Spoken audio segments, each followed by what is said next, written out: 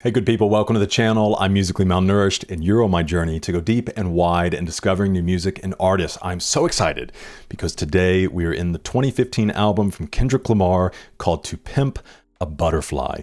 We first were introduced to Kendrick through Good Kid, Mad City, and then we went back and started at the beginning of his discography, recently finished Section 80. Now we are here. I know you've been looking forward to it. If you're new here, welcome as well. We're going to get in, give each song a listen, make a few comments along the way, but I'll be keeping notes in my handy dandy notebook. That way, after each track, we can talk about the things that stand out and see what other information we can find. One thing I do want to let you know that's very special about this video is I'm an affiliate with vinyl.com. So anytime you use my code malnourished at checkout, you get 10% off, but they wanted to give me a $50 credit to give you. So during this video, along with whatever other comments you want to leave as we talk about this and have conversation around this album, give the video a like, hit subscribe, and leave a comment of what album you might buy. Could be this one on vinyl or CD or one other one. Just let us know, and then here soon we'll pick a winner and send you a $50 credit to spend at vinyl.com.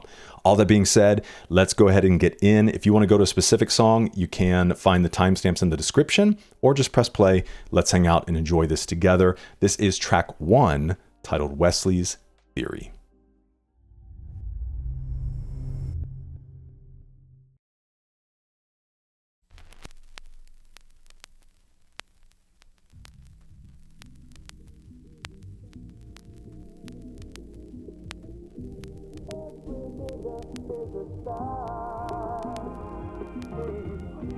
Every nigga is a star. Every nigga is a star. Every nigga is a star. Every nigga is a star. Who will remind that you remind?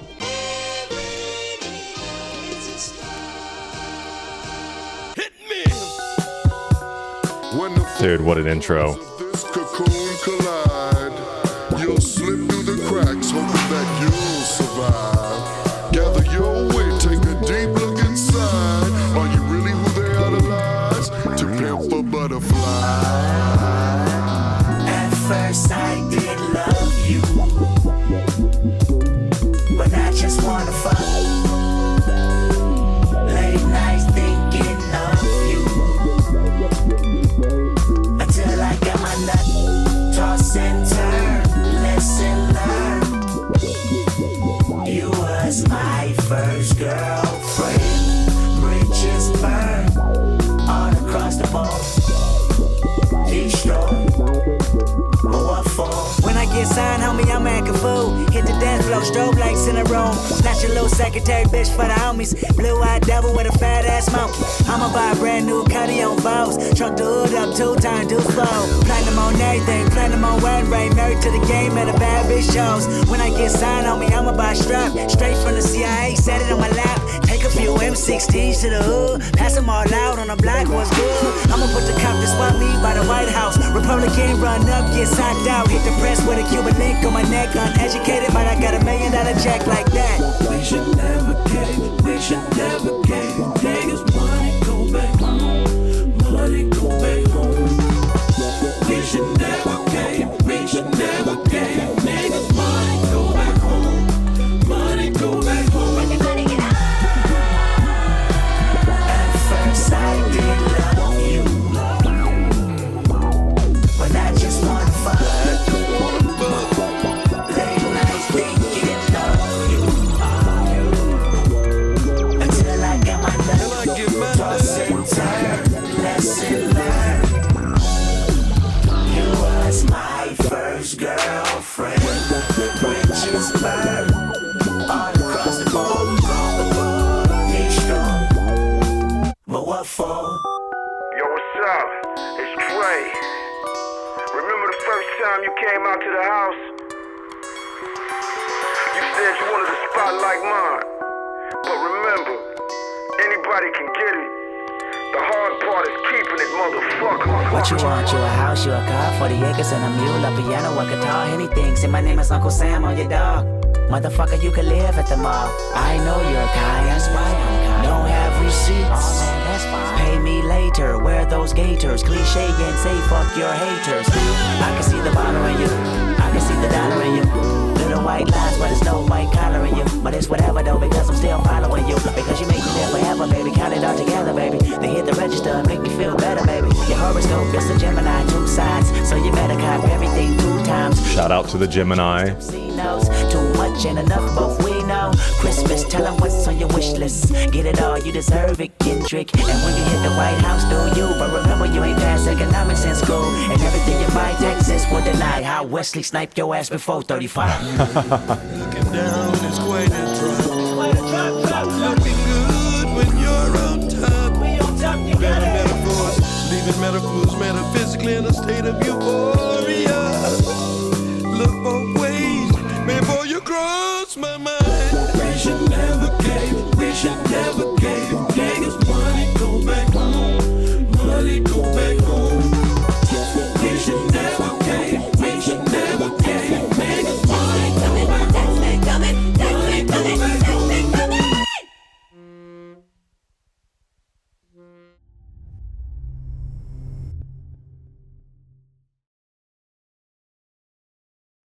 I'm going to apologize to you guys real quick because I just messed up the first transition of the album.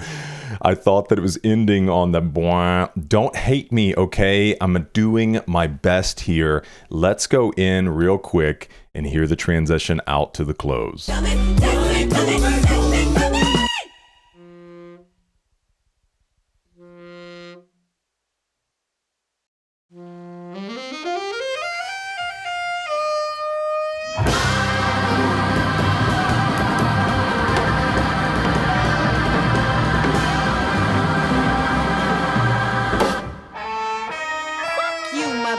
You a hoe ass nigga. I don't know why you tryna go big, nigga. You ain't shit. Walking around like you God's gift to earth. Nigga, you ain't shit. You ain't even buy me no outfit for the 4th. I need that Brazilian wavy 28-inch. You playing. I shouldn't be fucking with you anyway. I need a baller ass, boss ass nigga. You's an off-brand ass nigga. Everybody know it. Your homies know it. Everybody fucking know.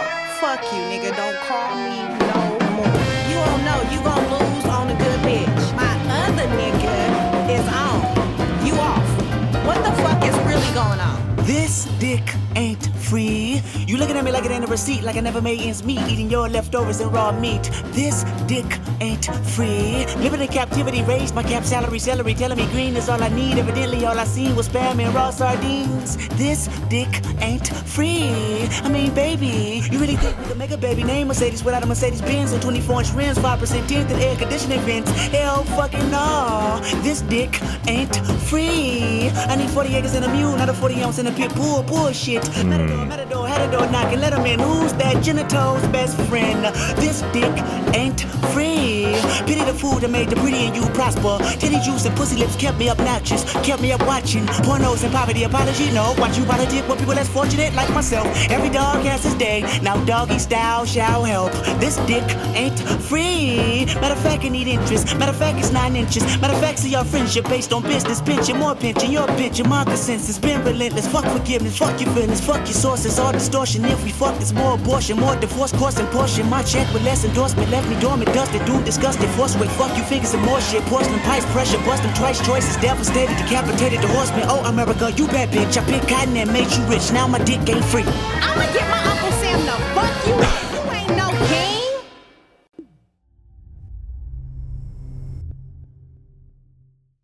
Okay. What have we got ourselves into here? Jeez, dude. Really brilliant transition. So sorry I messed that up. But hey, at least you know this is real, okay? What's happening here? It's real, all right? There are no edits in here. This is just me working through it. So sometimes I get it right. Sometimes I don't. Please forgive me. Holy crap. Listen, there's no one, or maybe few, obviously I'm still somewhat new in my rap and hip hop journey, among many other genres. But Kendrick just has such an ability to craft an experience. Even that first track, dude, you've got voiceover parts, you've got all kinds of crazy instrumentation going on. Obviously, him great on the verses and the wordplay and lyricism while also communicating a message. But a Kendrick album is an experience, and I just have not really encountered anyone that does it quite as good as he does in that way. All right, so that being said, let's get over and take a look at track 1, Wesley's Theory. So it says Wesley's Theory establishes the album's theme by describing how racist American institutions upheld by white supremacy exploit black creators for profit. The first verse pictures a young Kendrick deluded by money, whilst the second is the perspective of Uncle Sam. That's what I was trying to pick up on. It obviously seemed like there were multiple perspectives being given within the song. A personification of the US government and white America trying to charm him, which I would assume is probably some of the heart of To Pimp a Butterfly, because a butterfly is this beautiful thing. It's when it's fully flourished. It's when it attracts attention. And so maybe it's the idea of like, oh gosh, we have something here. And maybe a good example of that is like a Justin Bieber, which you see the kind of catastrophic issues that can cause on a person. Not that they can't work themselves out of that. And I think Justin's been doing a good job kind of trying to really find himself and move past a lot of the crap that the industry did to him and the brainwashing and the just, you can imagine being especially a young person like that, and you're told all these things, and when you are so young, you believe all of these things, and people present themselves as friends, but really they're just in it for themselves, and they'll kind of push you to whatever extreme they want to, and your world just gets so warped. And so in the same sense, it's like you've got this butterfly, and all of a sudden it's like, oh my gosh, we can make money off this thing. We can really like do something, but ultimately the concern is generally not about the well-being of that individual, whether that be Kendrick or Justin or whoever else. And it doesn't have to just be within music. And so maybe the idea of To Pimp a Butterfly is like, let's take this incredibly gifted individual and pimp him out, pimp her out for our own gain. And generally when somebody's pimped out, it doesn't work out great for them. And so I would assume that's kind of what's going on here. And I was thinking even within the track, it seems like it's this kind of commentary on the trappings of materialism. Because even when he says, like, I'd rather have 40 acres in a home or something like that versus 40 something in a pit bull. In my brain, like, takes me to MTV Cribs days, you know? It's like, oh, here are all the things you have to have if you're going to consider yourself successful, or especially if you're going to consider yourself a successful rap or hip hop artist, you should look like this, carry yourself like this, versus letting maybe more of the sensible things come to mind, what actually is true wealth. Because he even speaks in there, like, it's one thing to gain it, it's another thing to keep it. And we've seen that story played out with so many people that kind of have their moment in the spotlight, and you're like, oh my gosh, they're so successful, but you don't realize there's so many things like the overspending and these extravagant lifestyles, or even his bar about Wesley Snipes, like the taxes kind of catching up to you because you probably don't ultimately have people around you that are, again, helping guide you in the best ways. So he says the song's title may be a nod to Wesley Snipes. The actor was embroiled in a tax fraud case throughout the 2000s and served a 3-year jail sentence from 2010 to 2013. The U.S. government stated Snipes was using tax protester theory in an attempt to get out of his charges. Okay, this says, what is meant by leaving miracles metaphysically in a state of euphoria? It says, briefly, Kendrick brought his survival of Compton to the present to explain to everyone where he came from. He had to change or omit certain things to allow his listeners to feel such a state of euphoria, something that at the time Kendrick would not have felt. And then there's a annotation for it. Let's see who's producing on this. Flippa, Flying Lotus, Pop Wanzel, Soundwave, and Thundercat. When you wake up to a new Kendrick album, Let's see this bar. When the four corners of this cocoon collide, you'll slip through the cracks, hoping that you'll survive. Gather your wind, take a deep look inside. Are you really who they idolize? To pimp a butterfly. Yeah, 100%. That is on point. This meme here, or GIF. So the four corners of the cocoon, these walls that have been built up begin to press in, and then the butterfly emerges, hoping that it has survived, that it has done what's necessary within this cocoon. Because I know this can be a very volatile time, right? It's life or death for the butterfly. So then you gather your wind, take a deep look inside. This idea of, I guess, gathering your wind is kind of up under your wings. And then you really start to look at yourself. And are you the person you actually want to be? Are you who they think that you are? And ultimately, this idea of pimping a butterfly. First song on the album, it's fire. Okay, gosh. Head exploding. Then the production and style Kendrick uses this song is otherworldly. Can't even handle listening to the whole song without pausing it halfway through.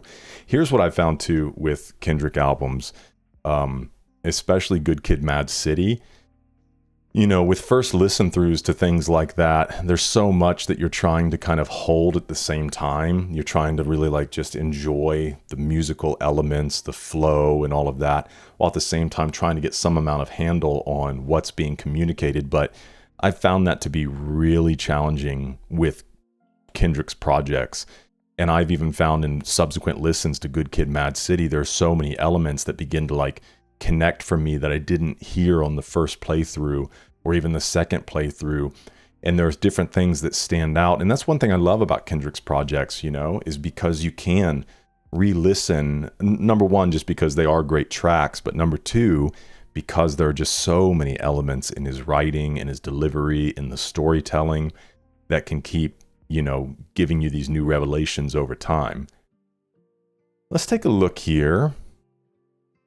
So interpolating the Chappelle Show iconic skit, the song's refrain is sung by California singer-producer Thundercat, who's notably credited on 11 out of 16 songs, and North Carolina genre-changing funk singer and producer George Clinton, by whom the album's style was heavily inspired.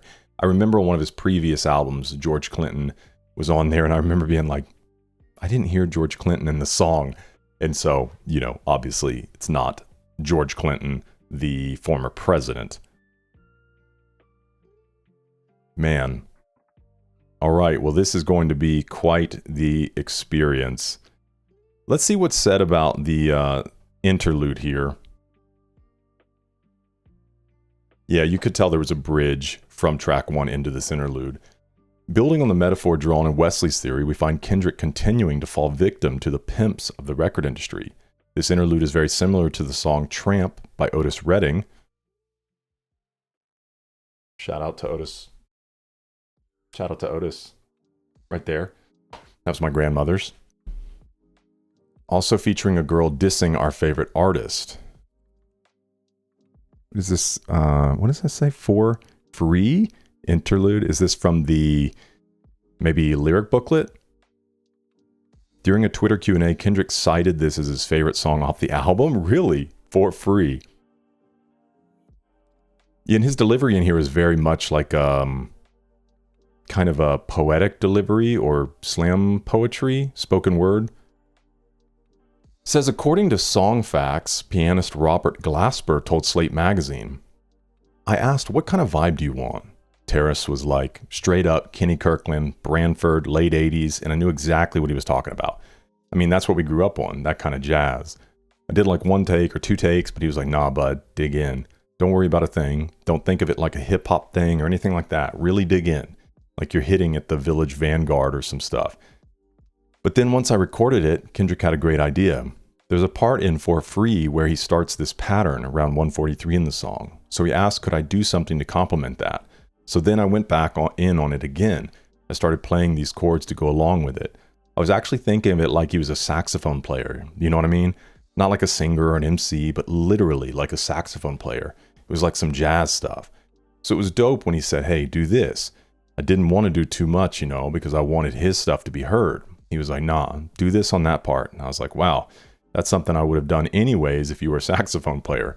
but I was trying to be a certain way with it. He was like, nah, do that stuff. This was the first time Lamar was seeing me sit down at the piano and play. So then, once I played that song, he was like, oh, snap, this is dope. So producing on this was Kendrick and Terrace Martin. So this was the, let's see. So Terrace here, beginning his career as a rapper and producer, Terrace Martin has lent skills to artists such as Snoop Dogg, Busta Rhymes, Layla Hathaway, Raphael Sadiq, Charlie Wilson, Stevie Wonder, Legendary Emotions. All right, so this guy's been around. He worked with him on Good Kid, Mad City. Worked with him on Damn. So he's done a lot with Kendrick. A whole lot with Kendrick, jeez. Worked with Travis Scott, Logic, Lizzo, SZA. Very cool. But then the pianist here is, it's not naming, pianist Robert Glasper. Let's take a look at him and see what he's done. All right, so this is Robert Glasper, American pianist, record producer, songwriter, music arranger.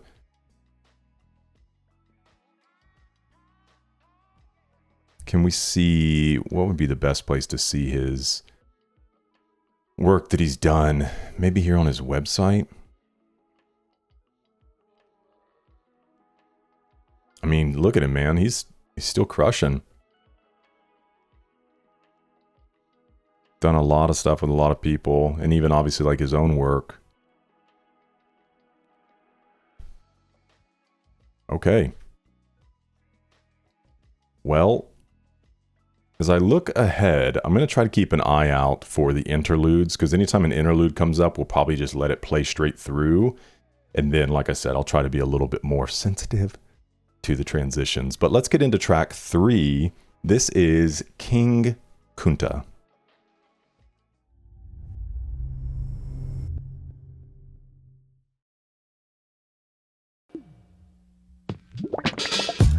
I got a bone to pick. I don't want you monkey mouth motherfucker sitting in my throne again. I'm mad, but I ain't stressing. True friends, one question. Bitch, where you and I was walking. Now I run the game, got the whole world talking. King Kunta, everybody wanna cut the legs off him. Kunta, black man taking no losses. Oh yeah. Bitch, where you and I was walking. Now I run the game, got the whole world talking. King Kunta, everybody wanna cut the legs off him. When you got the yams. What's the yams? The yam is the power that be. You can smell it when I'm walking down the street. Oh yes we can, oh yes we can. It's almost a little like Bruno Mars. But a rapper with a ghost rider. What the fuck happened? Oh no. I swore I wouldn't tell. But most of y'all sharing bars like you got to buy the bunk in a two-man sale. A two-man sale. Something's in the water. Something's in the water. And if I got a brown nose for some gold, then I'd rather be a bum than a motherfucking bum. Oh, yeah. Oh, that's good. You and I was walking. Now I run the game, got the whole world talking. King Kunta, everybody wanna cut the legs off him. King Kunta, black man taking no losses. Oh yeah. Bitch, where you and I was walking. Now I run the game, got the whole world talking. King Kunta, everybody wanna cut the legs off him. When you got the yams. What's the yams? The yam brought it out of Richard Pryor. Manipulated Bill Clinton with desires. 24/7, 365 days times 2. I was contemplating getting on stage just to go back to the hood, see my enemy and say, oh yeah. Bitch, where you and I was walking. Now I run the game, got the whole world talking. King Kunta, everybody wanna cut the legs off him. King Kunta, black man taking no losses. Oh yeah. This is crazy musically, man. Got the whole world talking. King Kunta, everybody wanna cut the legs off him. Goat mouth mammy fucker. I was gonna kill a couple rappers, but they did it to themselves. Everybody's suicidal, they didn't even need my help. This shit is elementary, I'd probably go to jail if I shoot at your identity and bounce to the left. Stuck a flag in my city, everybody screaming Compton. I should probably run from here when I'm done, to be honest. And I put that on my mama and my baby boo too. 20 million walking out the court, baby, woo woo. Oh yeah, fuck the judge, I made it past 25. And there I was, a little nappy-headed nigga with the world behind him. Life ain't shit but a fat vagina, screaming, Annie, are you okay? Annie, okay. Limo tinted with the gold plate, straight from the bottom. Mr. Belly of the beast, from a peasant to a prince to a motherfucking king. Oh yeah, bitch, where you and I was. By the time you hear the next pop, the funk shall be within you. Now I run the game, got the whole world talking. King Kunta, everybody wanna cut the legs off. King Kunta, black man taking no losses. Oh yeah. The funk is strong with this one. Now I run the game, got the whole world talking. King Kunta, everybody wanna cut the legs off.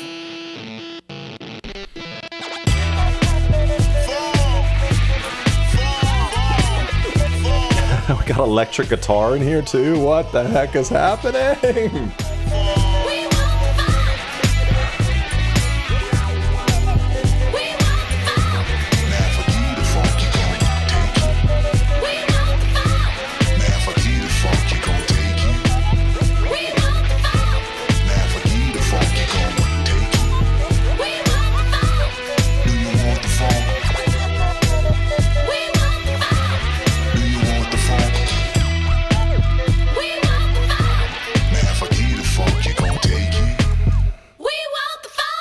I remember you was conflicted, misusing your influence.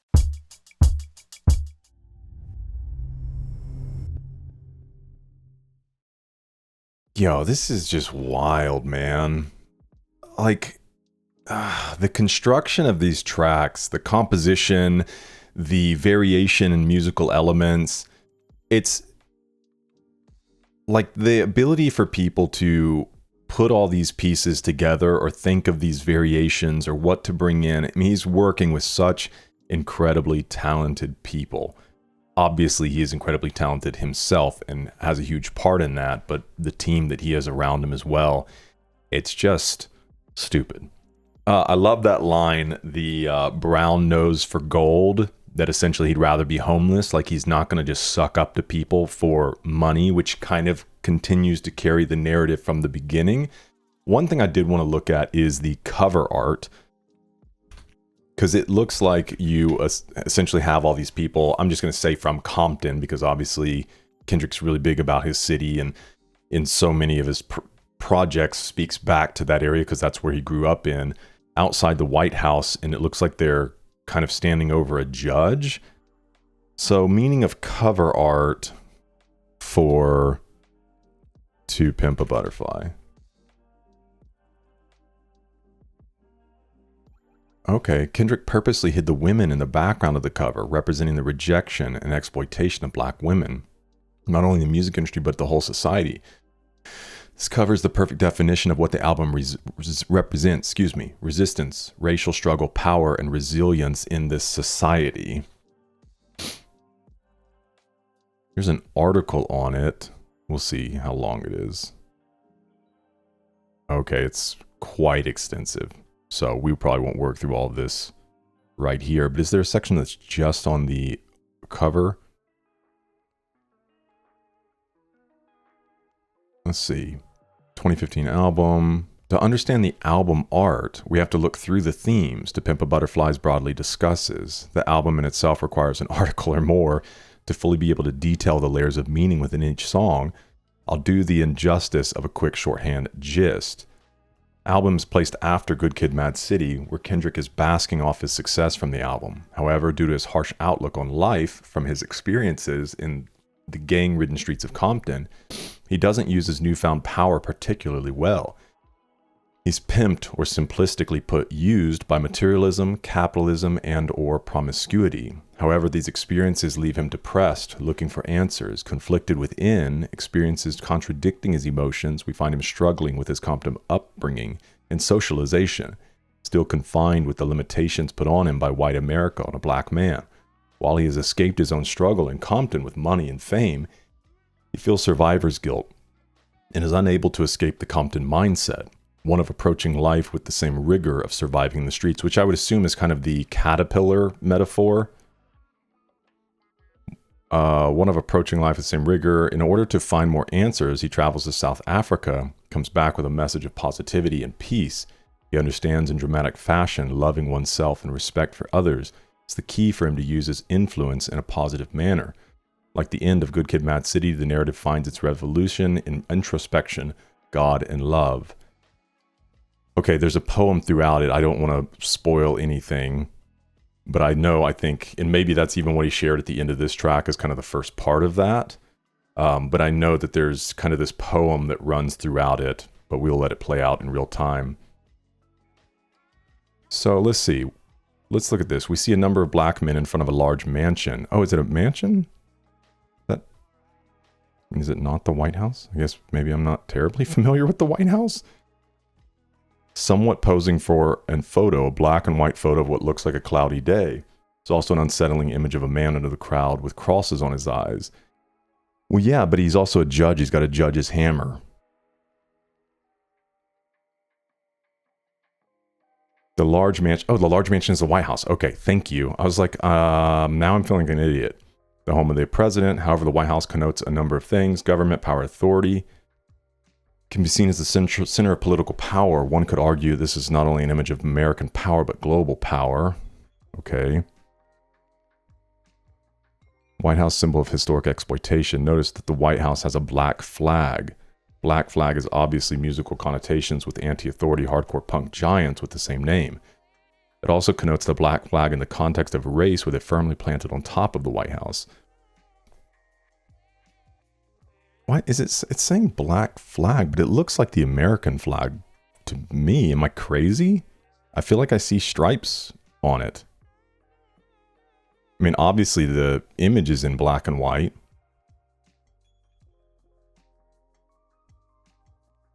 Okay, we won't spend much more time here.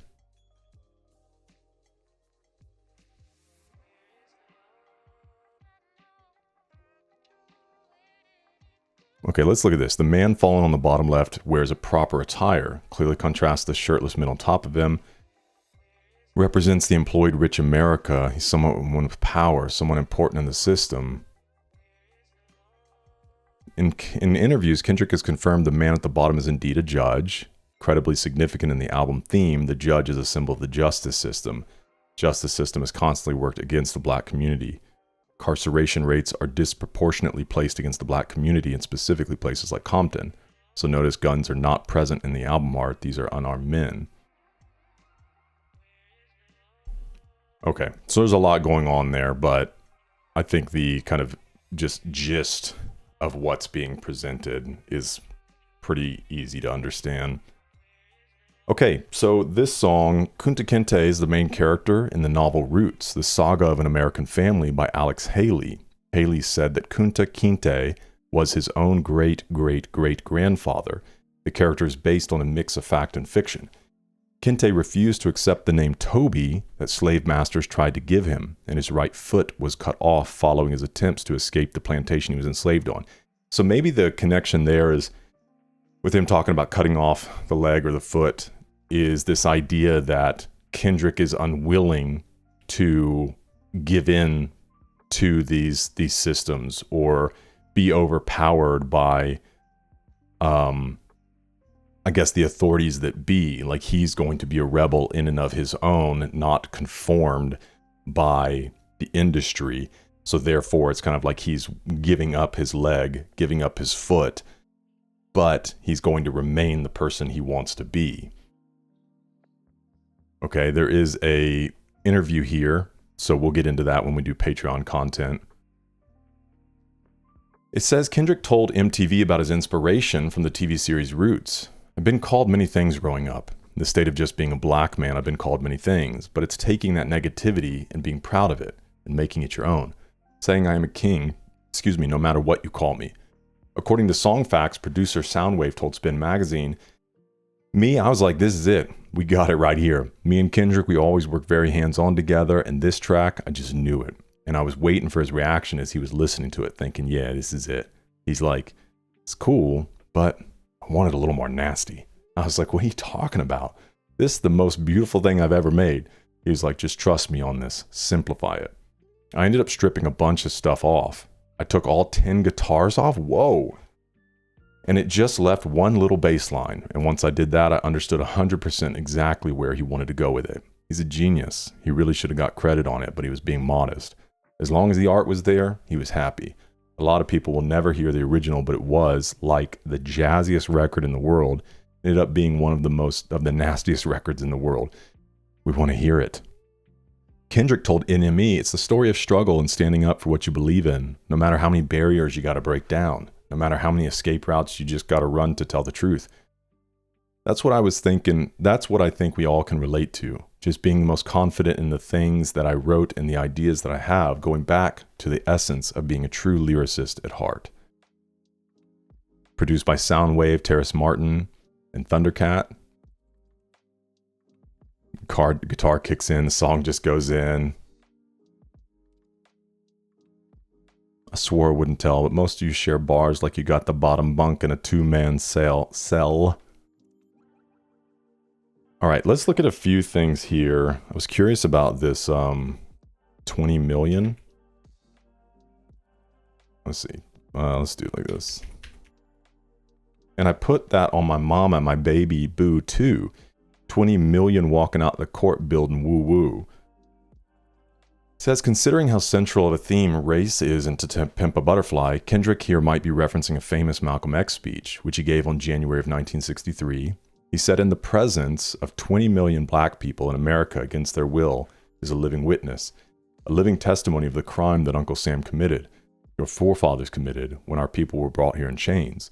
Kendrick, by rapping about 20 million people walking out free from a court building, probably wants to depict an image of social and cultural emancipation for African Americans who, as Malcolm X underlines in his speech, were once brought up here in chains. Okay, when I heard 20 million walking out the court building, I was thinking like maybe winning some kind of case or settlement, but that makes sense. That's cool. And then this term that's used, yam, he even defines it in the beginning. The yam is the power that be. And then it's used several times, even in this idea of the yam brought it out of Richard Pryor, manipulated Bill Clinton with desires.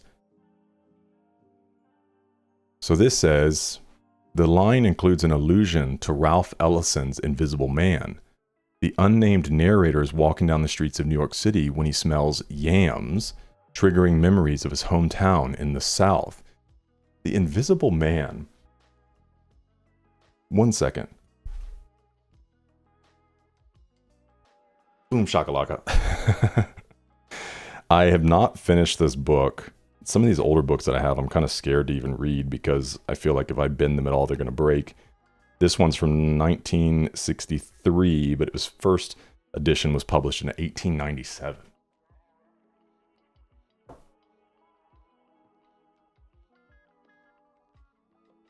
Okay, the yam is used as a symbol of authenticity. The protagonist famously declares, I am what I am.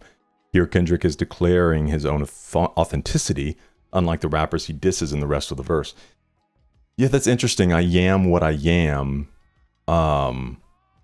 Because that idea, I am what I am, is almost reminiscent of when God says, what is it? I am that I am who I am. Or I am. That's what he says to Moses when Moses asks who he is. It's kind of this declaration of he is all-encompassing. Yams are a key ingredient in African cuisine and have significance in some parts of Africa as a sign of social status. In his novel, Things Fall Apart, Chinua Achebe begins by documenting how a man's worth in Igbo society was largely determined by his yearly yam yield. That's wild. You got the yams? When Kendrick says he got the yams, he means he has attained money, power, prestige.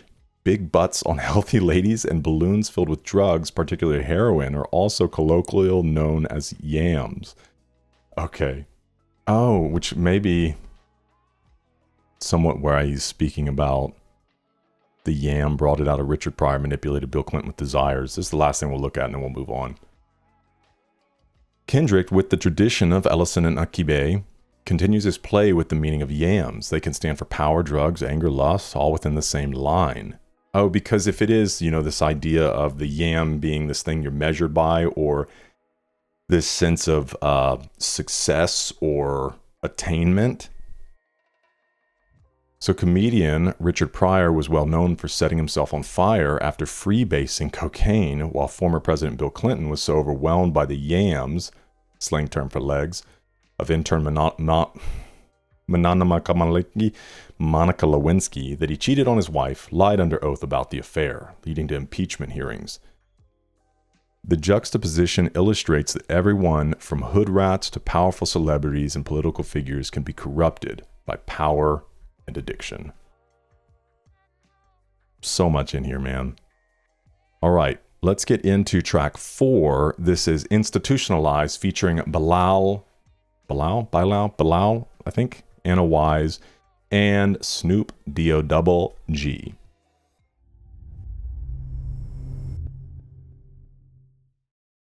Enjoying this video and you want access to hundreds of hours of additional content from dozens of artists, then check out my Patreon. That's where we host music videos, live performances, exclusive live streams, behind the scenes content, documentaries, and you get the ability to help vote on the albums we listen to here on the channel.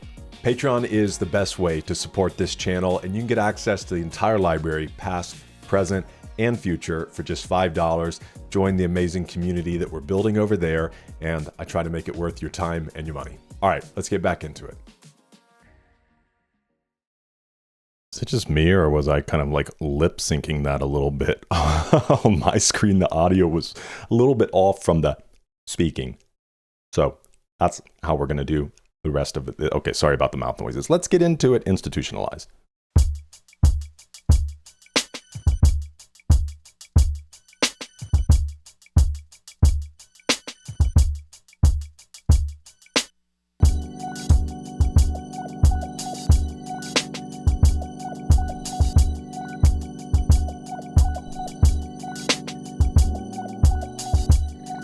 What money got to do with it?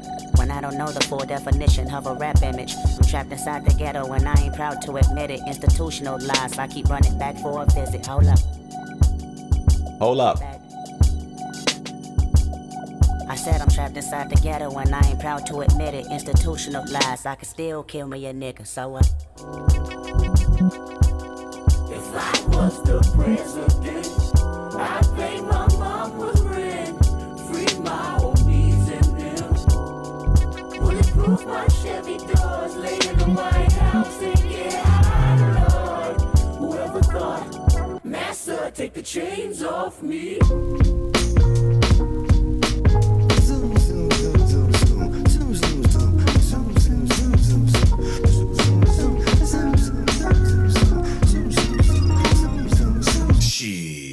Life to me like a box of chocolate, quid pro quo, something for something, that's the obvious. Oh shit, flow so sick, don't you swallow it, biting my style, you salmonella poison positive. I can just alleviate the rap industry politics, milk the game up, never lactose intolerant, the last remainder of real shit, you know the obvious. Me, scholarship, no, streets put me through colleges, be all you can be, true, but the problem is a dream, only a dream, if work, don't follow it, remind me of the homies that used to know me, now follow this. I tell you my hypothesis, I'm probably just way too loyal. K-Dizzle would do it for you. My niggas think I'm a god. Truthfully, all of them spoil you. Usually you're never charged, but something came over you once I took you to them fucking BET Awards. You looking at artists like they're harvests. So many artists around you and you want all of them. Somebody told me you thinking about snatching jury. I should've listened what my grandmama said to me. Shit don't change until you get up and wash your ass, nigga. Shit don't change until you get up and wash your ass. Boy, shit don't change till you get up and wash your ass, nigga. Oh, now, slow down. Once upon a time in a city so divine called Westside Compton, there stood a little nigga, he was 5 foot something. God bless the kid, took his homies to the show and this is what they said. What am I supposed to do when I'm looking at walking licks? The constant big money talk about the mention in foreign whips, the private jets and passport, presidential glass for gold bottles, gold models, giving up the ass for Instagram flick, sucking dick. Fuck is this? One more sucker waving with a fleshy wrist. My defense mechanism tell me to get him quickly because he got it. It's a recession, then why the fuck he ain't king of diamonds? No more living, boy, meet my 4-4. When I see him put the per diem on the floor. Now Kendrick know they your co-workers, but this gon' take a lot for this pistol go cold turkey. Now I can watch on the TV and be okay. But see, I'm on the clock once that watch landing in LA. Remember, still from the rich and giving it back to the poor. Well, that's me at these awards. I guess my grandmama was warning the boy. She said, Shit don't change until you get up and wash your ass. What a hook, man. Shit don't change until you get up and wash your ass. Boy, shit don't change till you get up and wash your ass, nigga. Oh, now, slow down. Once upon a time in a city so divine called Westside Compton, there stood a little nigga, he was 5 foot something. Dazed and confused, talented but still under the neighborhood rules. You could take your boy out the hood, but you can't take the hood off the homie. Took his show money, stashed it in the mosey wosey. Hollywood's nervous, fuck you, good night, thank you much for your service.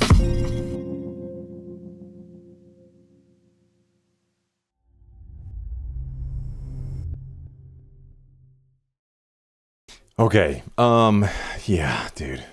One of the things I've said consistently about Kendrick is I love all the different voicings that he does, the different flows he uses, in also just kind of dealing with a lot of very serious subject matter and communicating very important messages.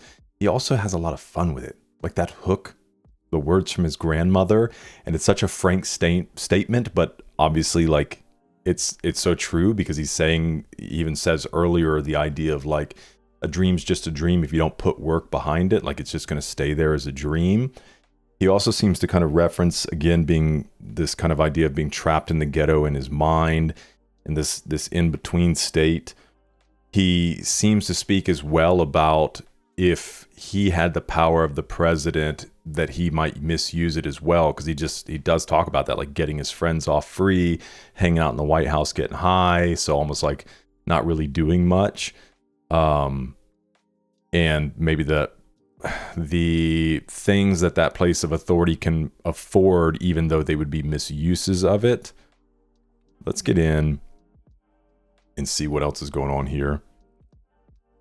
It says, while King Kunta shows Lamar at a high, confidently claiming his throne atop the rap game with the influence and success he has acquired, Institutionalized is the dramatic realization the murky past of the Mad City still lurks within Lamar's psyche. Kendrick covers wealth's corrupting power and how many people are negatively affected, almost brainwashed by the idea of getting rich. He also condemns violence and envy. Both of these are brought on by the institution of money. We are all at some level institutionalized. The poor and disenfranchised are institutionalized by prison, racism, classism, and the rich and powerful institutionalized by fear, dogma, and the almighty dollar. Everyone is a loser in this game. Perspective is the only answer. The word institutionalized also has connotations of insanity. Those who are institutionalized are taught something is wrong with them, but perhaps it's the institution that's wrong. Or if you allow yourself to get caught up in that game, right? If you're not aware of what's going on, essentially escaping the Matrix type thing, and living in a different way than the tide of culture always wants you to go, if you're kind of stuck within that, you in a way are institutionalized. We in a way can be institutionalized, and we may not even realize it. We may not even be aware that we're kind of in this system unless, again, you can have perspective and try to focus on the things that matter most. Okay, Kendrick said, according to Song Facts, Anna Wise, who provides backing vocals, said to Billboard, so this is what Anna Wise said, I just kept going back and forth with him. He'd fly me out, I would stay for extended periods of time, even up to about a month after Good Kid, Mad City came out. I was kind of jumping around. I wasn't really staying in Boston at the time. I was upstate in New York. I was in San Francisco.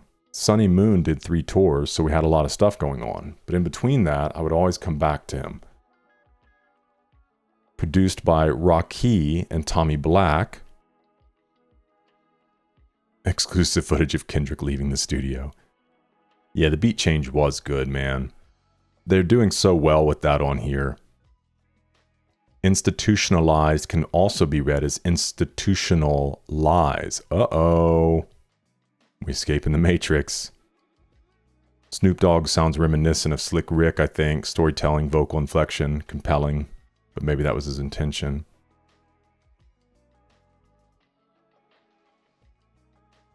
Yeah, good stuff, man.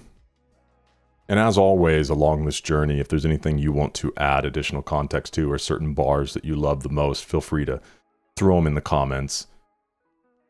Okay, we're going to move into track 5, These Walls, still featuring Bilal, Anna Wise, and this time Thundercat.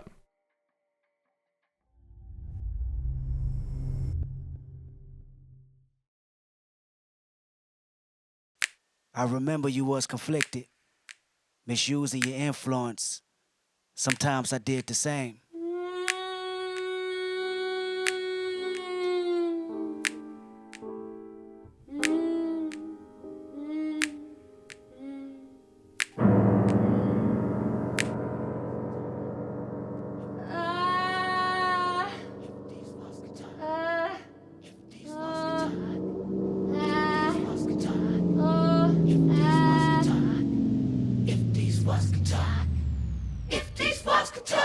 Sex. She just wanna close her eyes and sway. With you. Exercise her right to work it out. It's true. Shout out to the birthday girl, say hey, say hey. Oh my girl. Everyone deserves a night to play. She plays. Only when you're telling them. If these walls could talk, I can feel your rain when it cries. Gold lives inside of you. if these walls could talk, I love it when I'm in it. I love it when I'm in it. Okay, a little sexual innuendo there. Walk and talk, they tell me to swim good. No boat, I float better than he would. No light jacket, I'm not the God of Nazareth. But your flood can be misunderstood. War telling me they full of pain, resentment. Need someone to live in them just to relieve tension. Me, I'm just a tenant. Landlord said the wall vacant more than a minute. The wall are vulnerable.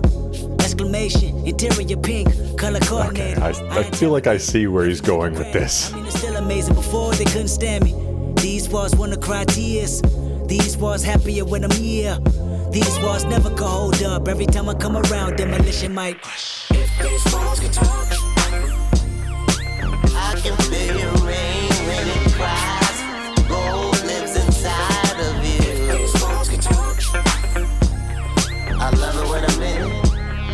I love it when I'm in it. The wall can talk, they tell me to go deep. Yelling at me continuously, I can see your defense mechanism is my decision. Knock these walls down, that's my religion. Wall feeling like they ready to close in.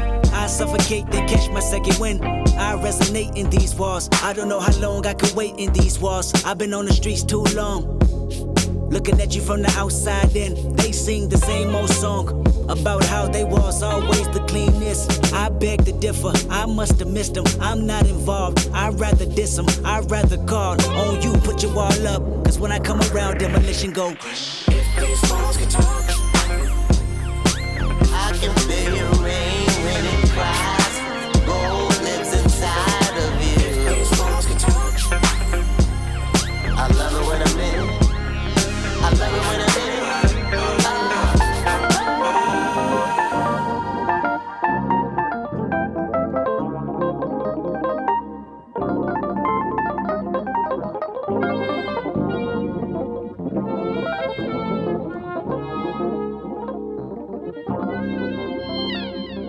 If your walls can talk, they tell you it's too late. Your destiny accepted, your fate. Build accessories and stash them on the yard. Take the recipe, the Bible and God. Wall telling you that commissary is low. Race wars happening, no calling CO. No calling your mother to save you. Homies to say you're reputable, not acceptable. Your behavior sent me to board like a killer that turned snitch. Walls is telling me you're a bitch. You pray for pills, hoping the warden would afford them. That sentence so important. Walls telling you to listen and sing about me. Retaliation is strong, you even dream about me. Kill my homeboy and God spared about your life. Dumb criminal got indicted same night. So when you play the song, rewind the first verse. About me abusing my power so you can hurt. About me and her in the shower whenever she horny. About me and her in the after hours of the morning. About her baby daddy currently serving life. And how she think about you until we meet up at night. About the only girl cared about you when you asked her. And how she fucking on a famous rapper. Walls can talk.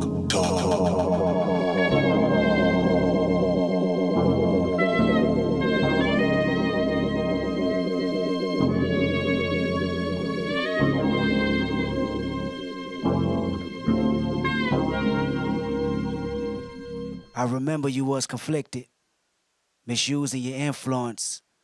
Sometimes I did the same, abusing my power full of resentment that turned into a deep depression. Found myself screaming in the hotel room.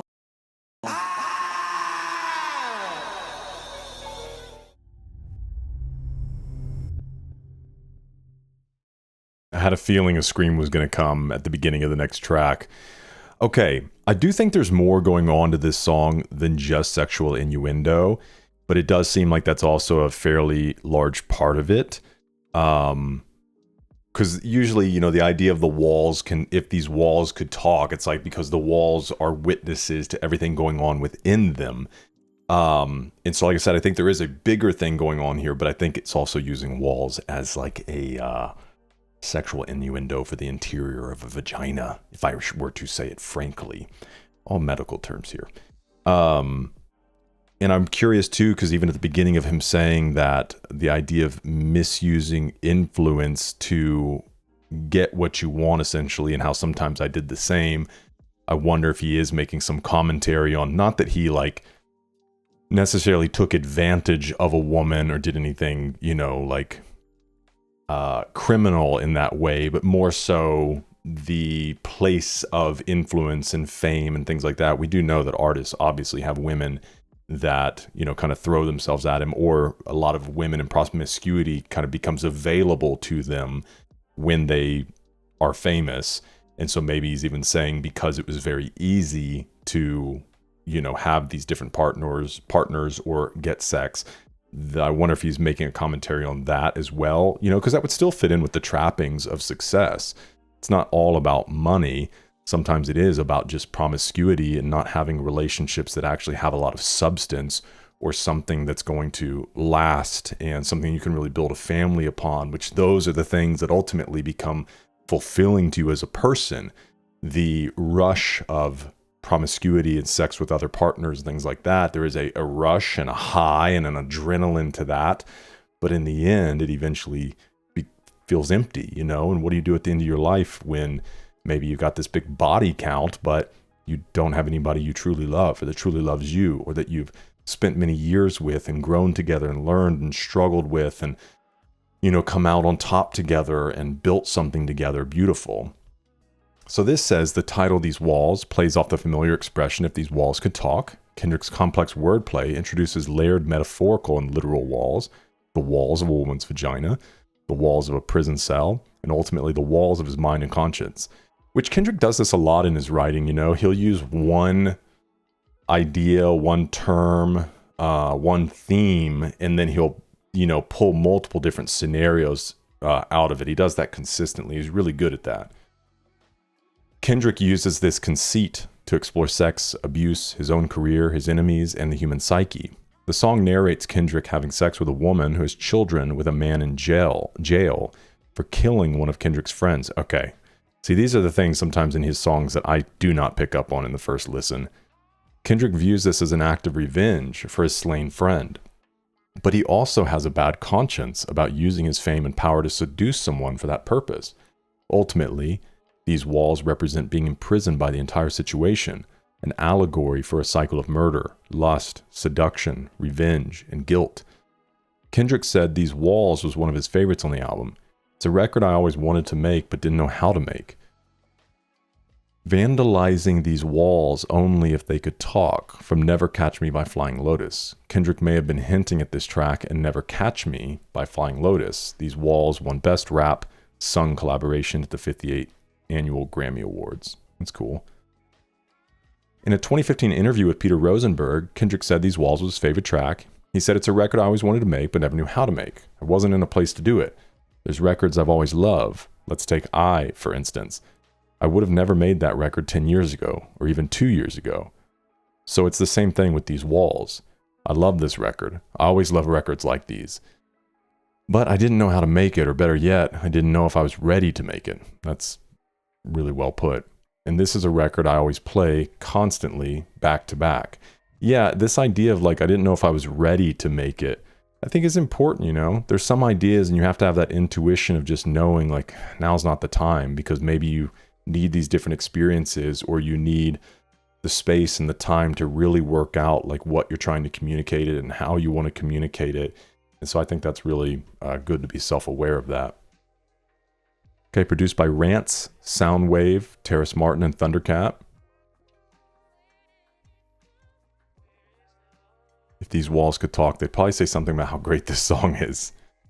First impression, song's best on the album.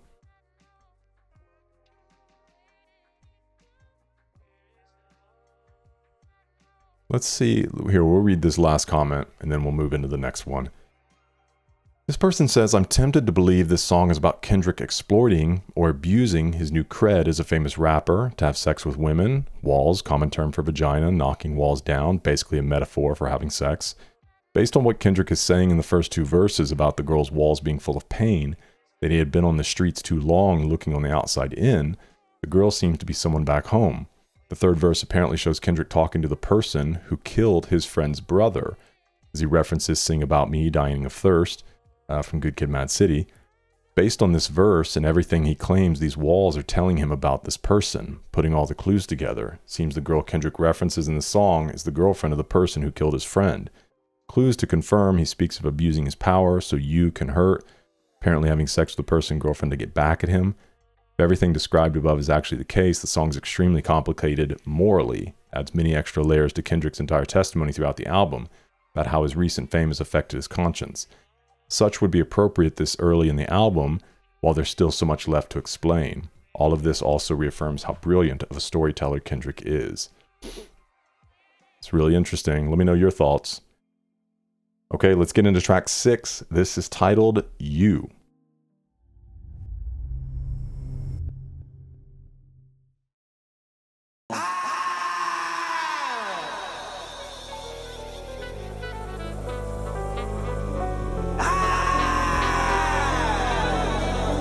Madness.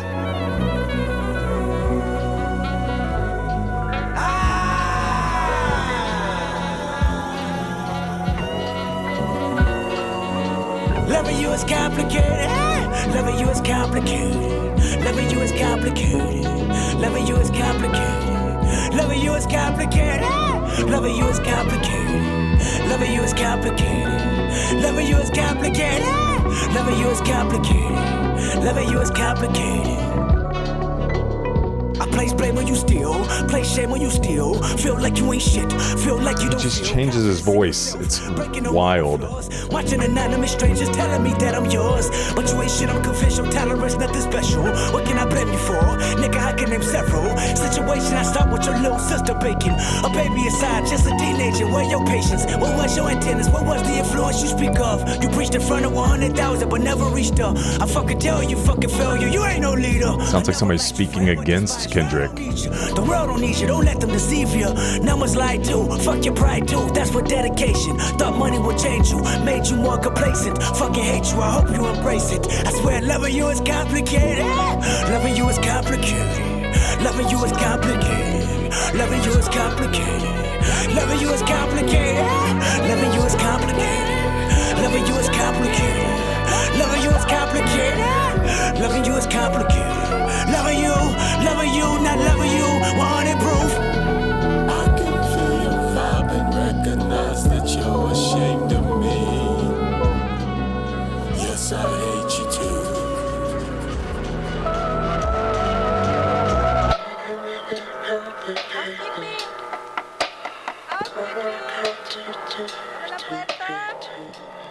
Abre la puerta, tengo que limpiar el cuarto. Es que no hay mucho tiempo. Complicated. What I got to do to get to you.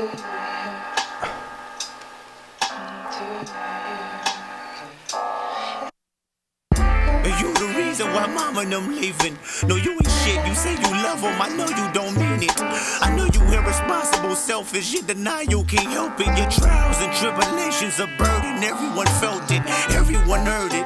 Multiple shots, corners crying out, you was deserted. Where was your antennas again? Where was your presence? Where was your support that you pretend? You ain't no brother, you ain't no disciple, you ain't no friend. A friend never leave Compton for profit or leave his best friend, little brother. You promised you watch him before they shot him. Where was your antennas? On the road, bottles and bitches. You FaceTime the one time, that's unforgiving. You even FaceTime instead of a hospital visit. Guess you thought he'd recover well. Third surgery, they couldn't stop the bleeding for real. Then he died, God himself, and say you fucking failed. You ain't tried. Oh, dude. Chills and tears.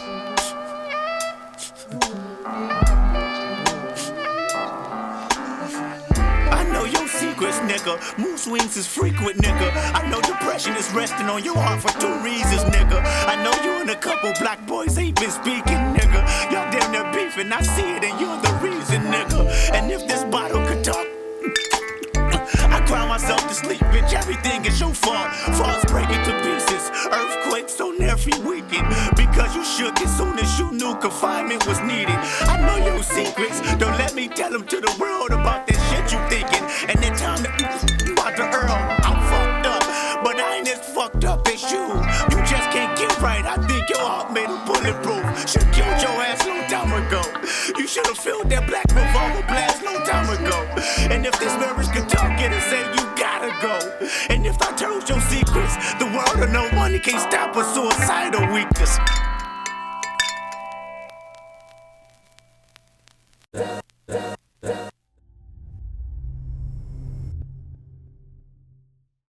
Holy crap, dude. I mean, I know you guys tell me all the time, like, it's okay if I repeat myself because you guys enjoy me enjoying something for the first time. It's just, it's stupid, man. These albums are art, and you can't convince me otherwise. He didn't just make a couple of songs that he thought were cool and put it out, man. The amount of tension and thought and artistry put into this is nothing less than astounding. Now, as far as this track goes, to me, it feels like when he's saying you, he's not pointing the finger at others. He's recounting others' experience pointing the finger at him, or at least the character within this story. As kind of like, you got so wrapped up in yourself. You're high and mighty. You're disconnected from the sorrows that are going on, the people that you left behind, and that you kind of want to, in some ways, just like be passive against, but their reality is their reality. And these people have this kind of resentment toward him and want to, in some ways, bring him back down. Not in a way that's like they don't want him successful, but they want him grounded. So, right, wrong, or indifferent, that seems what is going on here. But let's get in and see if we're close. 6th track on Lamar's 3rd album, You, acts as a complete contrast to its lead single, I, an anthem of peace, positivity, and prosperity starting with self-love. With more melancholic production than the funk-influenced I, Kendrick peers deep into the dark caverns of his heart to expose the negative thoughts that plague his mind. Okay, so it may not even be, and I was wondering if the kind of closing lines about self-harm or about suicide had to do with, like, these may not be actual figures, but voices within him, maybe inspired by others or inspired by events, but it's really the internal dialogue that's going on. So in addition, plague his mind at point referring to himself as a failure. In addition to breaking the track down with MTV in an interview with Rolling Stone, those are going to be so good to hear, man. Lamar said the following about the record. That was one of the hardest songs I had to write. Some very dark moments in there. All my insecurities and selfishness and letdowns. That stuff's depressing, but it helps though. It helps. Anybody reading or listening who may be asking these questions of themselves, just remember, from you will eventually reach I. In the oral history of Kendrick Lamar's To Pimp a Butterfly, Kendrick engineers mixed by Ali described the recording of the song. The session for you was very uncomfortable, Lamar wrote in the booth. The mic was on and I could hear him walking back and forth and having these super angry vocals. Then he'd start recording with the lights off and it was super emotional. I never asked what got him into him that day. Well, and I think that's important too, the idea of the lights being off, because even with people you're very close to, sharing that kind of art or performing that kind of art, is in which for him it's not just art, it's him actually working some things out. It can be incredibly vulnerable and embarrassing. And so being able to have the lights off kind of gives him the ability to just like fully go in, look like an idiot without looking like an idiot. So that's really cool. So on New Year's Eve 2015, TDE posted a video on their Vimeo user called Kendrick Lamar God is Gangsta. This video is a 2-part music video for you and for sale. TDE's verified Vimeo user was made specifically for this video. The video would later be posted on YouTube January 13th of the next year. Okay, we already read this. Produced by Soundwave, Taz Arnold, and Who Are I? Oh, that's going to be hard to watch, man. Forget everyone posting GIFs to get thumbs up. Second and third verses have a brother crying. Homeboy spilt his heart on the track and it shows. Easily my favorite on the album. Yeah, it almost sounded like a different person. That's what I'm saying, man. Kendrick has such a great ability to just shift his voice. I mean, it's a superpower. So on this, you got Kendrick, SZA, Bilal. Then you've got Jessica Vielma's Who Are I? Yeah, this is an interesting part. Maybe this is the idea of this here in the center is like him kind of lost in his thoughts. And then the housekeeper coming could be either speaking to him just kind of being away and on the road and staying in a hotel, which further pushes toward this like not being present type moment, or the fact that he is like a big shot because he's out, and staying in hotels and things like that. Let's see. In the skit of a housekeeper, voiced by Jessica Vielma's, knocking on Kendrick's hotel room door, the instrumental is abruptly changing with the apparition of a sample of Loving You Ain't Complicated. The broken nature of the beat as it switches back and forth between the left and right speaker channels serves as a form of symbolism for Kendrick's broken emotional state. The poem that appears throughout the album, Kendrick mentions how he was screaming in a hotel room. I remember you was conflicted, misusing your influence. Sometimes you did the same, abusing my power, full of resentment. Resentment that turned into a deep depression. I found myself screaming in the hotel room. Didn't want to self-destruct. You was the product of all the negative emotions Kendrick felt toward himself at this time. His depression peaked in a hotel room. Contemplating suicide, Kendrick yelled at the maid when she came to his room. The maid's Spanish roughly translates to, open the door, I have to clean your room. It's just that there isn't much time and I need to clean your room. Excuse me. Man, that's so interesting, dude. Because at first I was like, what is going on there? And then as the track progressed, I kind of forgot that part even existed in the song. But it's broken between these kind of two trains of thought, these two different voices of him warring. And so to be kind of interrupted by that, it's ridiculous, man. Okay. Track 7 is All Right, which leads into an interlude, a very long interlude, but most likely we'll let it play out of All Right into For Sale, and then go back and look from there. All right, here we go. Track 7.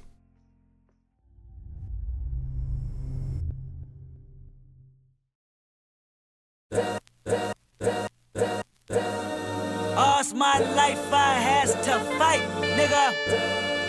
All's my life, hard times like, yeah. Bad trips like, yeah. Nazareth, I'm fucked up, homie, you fucked up. But if God got us, then we gon' be alright.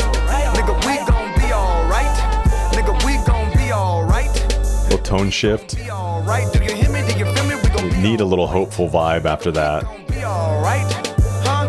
We gon' be alright, nigga. We gon' be alright. Do you hear me? Do you feel me? We gon' be alright. And when I wake up, I recognize you looking at me for the pay cut. Bahamas, I be looking at you from the face down. One Mac 11, even boom with the bass down. Scheming, and let me tell you about my life. Painkillers only put me in the twilight. With pretty pussy and Benjamin is the highlight. Now tell my mama I love her, but this what I like. Lord knows, 20 of them in my Chevy. Tell them all to come and get me, reaping everything I sow. So my karma come in heaven, no preliminary hearings on my record. I'm a motherfucking gangster in silence for the record. Tell the world I know it's too late. Boys and girls, I think I've gone great. Trying to decide my face this all day. Won't you please believe when I say, when you know we've been hurt, been down before. Nigga, when our pride was low, looking at the world like, where do we go? Nigga, and we hate po-po when the killer's dead in the street for sure. Nigga, I'm at the preacher's door. My knees getting weak and my gun might blow, but we gon' be alright. Nigga, we gon' be alright. Nigga, we gon' be alright. We gon' be alright. Do you hear me? Do you feel me? We gon' be alright. Nigga, we gon' be alright. Huh? We gon' be alright. Nigga, we gon' be alright. Do you hear me? Do you feel me? We gon' be alright. What you want? You a house, you a car, 40 acres and a mule, a piano, a guitar, anything. See, my name is Lucy, I'm your dog. Motherfucker, you can live at the mall. I can see the evil, I can tell it. I know it's illegal, I don't think about it. I deposit every other zero, thinking of my partner. Put the candy, painting on a Rico, digging in my pocket. In a profit big enough to feed you every day. My logic, get another dollar just to keep you in the presence of your Chico. I don't talk about it, be about it. Every day I sequel. If I got it, then you know you got it. Heaven, I can reach you. Pet dog, my dog, that's all. Big back and chat, I trap the back for y'all. I rap, I black on tracks, so rest assured. My rights, my wrongs, I right till I'm right with God. When you know we've been hurt, been down. Drum fill. Nigga, when our pride was low, looking at the world like, where do we go? Nigga, and we hate po-po when the killer's dead in the street for sure. Nigga, I'm at the preacher's door. My knees getting weak and my gun might blow, but we gon' be alright. Nigga, we gon' be alright. Nigga, we gon' be alright. We gon' be alright. Do you hear me? Do you feel me? We gon' be alright. Nigga, we gon' be alright. Huh? We gon' be alright. Nigga, we gon' be alright. Do you hear me? Do you feel me? We gon' be alright. I keep my head up high, I cross my heart and hope to die. Loving me is complicated, too afraid of life changes. I'm alright in your favor, dark nights in my prayers. I remember you was conflicted, misusing your influence. Is he just gonna add on to it each time? Abusing my power full of resentment.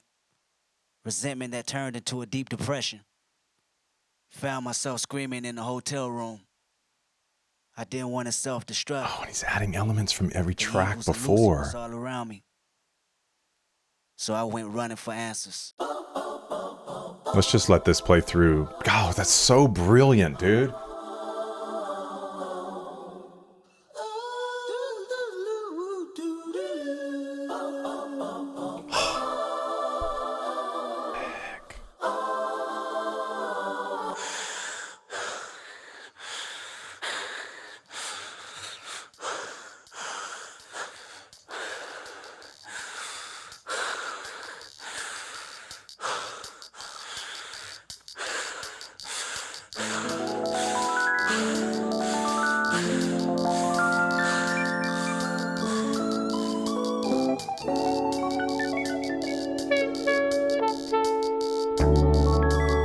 What's wrong, nigga? I thought you was keeping it gangsta. I thought this what you wanted. They say if you scared, go to church. But remember, he knows the Bible too. Now, baby, when I get you, I'ma go hit the fire with you. Smoking, looking, poking the danger till I'm out with you. Cause I want you. Now, baby, when I'm riding, yeah, I'm riding dirty. Registration inside of service. Smoking, looking, drinking that potion. You can see me swerving. Cause I want you. I want you more than you know. I remember you took me to a mall last week, baby. You looked me in my eyes about 4 or 5 times till I was hypnotized, and you clarified that I. You said she ran got nothing on Lucy. I said, you crazy? Rose are red, violets are blue, but me and you both pushing up daisies if Now, baby, when I get you, I'ma go hit the throttle with you. Smoking, looking, booking that danger till I'm out with you. Cause I want you. You said to me, you said your name was Lucy. I said, where's Ricardo? You said, oh no, not the show. Then you spit a little rap to me like this when I turned 26. I was like, oh shit. You said to me, I remember what you said too. You said, my name is Lucy Kendrick. You introduced me, Kendrick. Usually I don't do this, but I see you and me, Kendrick. Lucy give you no worries. Lucy got million stories about these rappers that I came after when they was boring. Lucy go fill your pockets. Lucy go move your mama out of Compton inside the gigantic mansion like I promised. Lucy just wants your trust and loyalty. Avoiding me, it's not so easy. I'm at these functions accordingly, Kendrick. Lucy don't slack a minute. Lucy work harder. Lucy gon' call you even when Lucy know you love your father. I'm Lucy. I loosely heard prayers on your first album, truly. Lucy don't mind, cause at the end of the day you'll pursue me. Lucy go get it. Lucy not timid. Lucy up front. Lucy got paperwork on top of paperwork. I want you to know that Lucy got you all your life. I watched you, and now you all grown up to sign this contract if that's possible. Get you. I'ma go hit the throttle with you. Lucy's like an industry person, or is Lucy a bigger idea? It's crazy he introduced Lucy and now is giving more context to Lucy. Yeah, I'm riding dirty. Registration inside of service. Smoking, looking, drinking, emotion. You can see me swerving, cause I want you.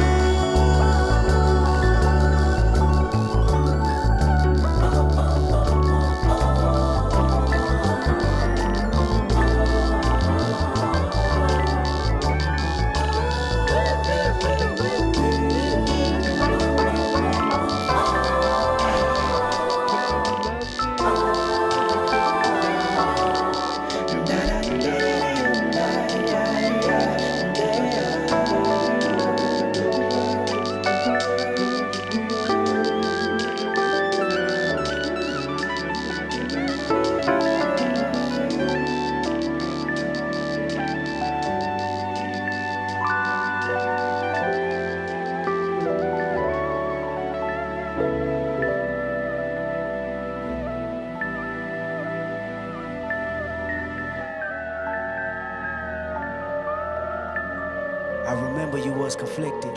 So good. Misusing your influence. Sometimes I did the same. Abusing my power full of resentment. Resentment that turned into a deep depression. Found myself screaming in the hotel room. I didn't want to self-destruct. The evils of Lucy was all around me. So I went running for answers. Until I came home.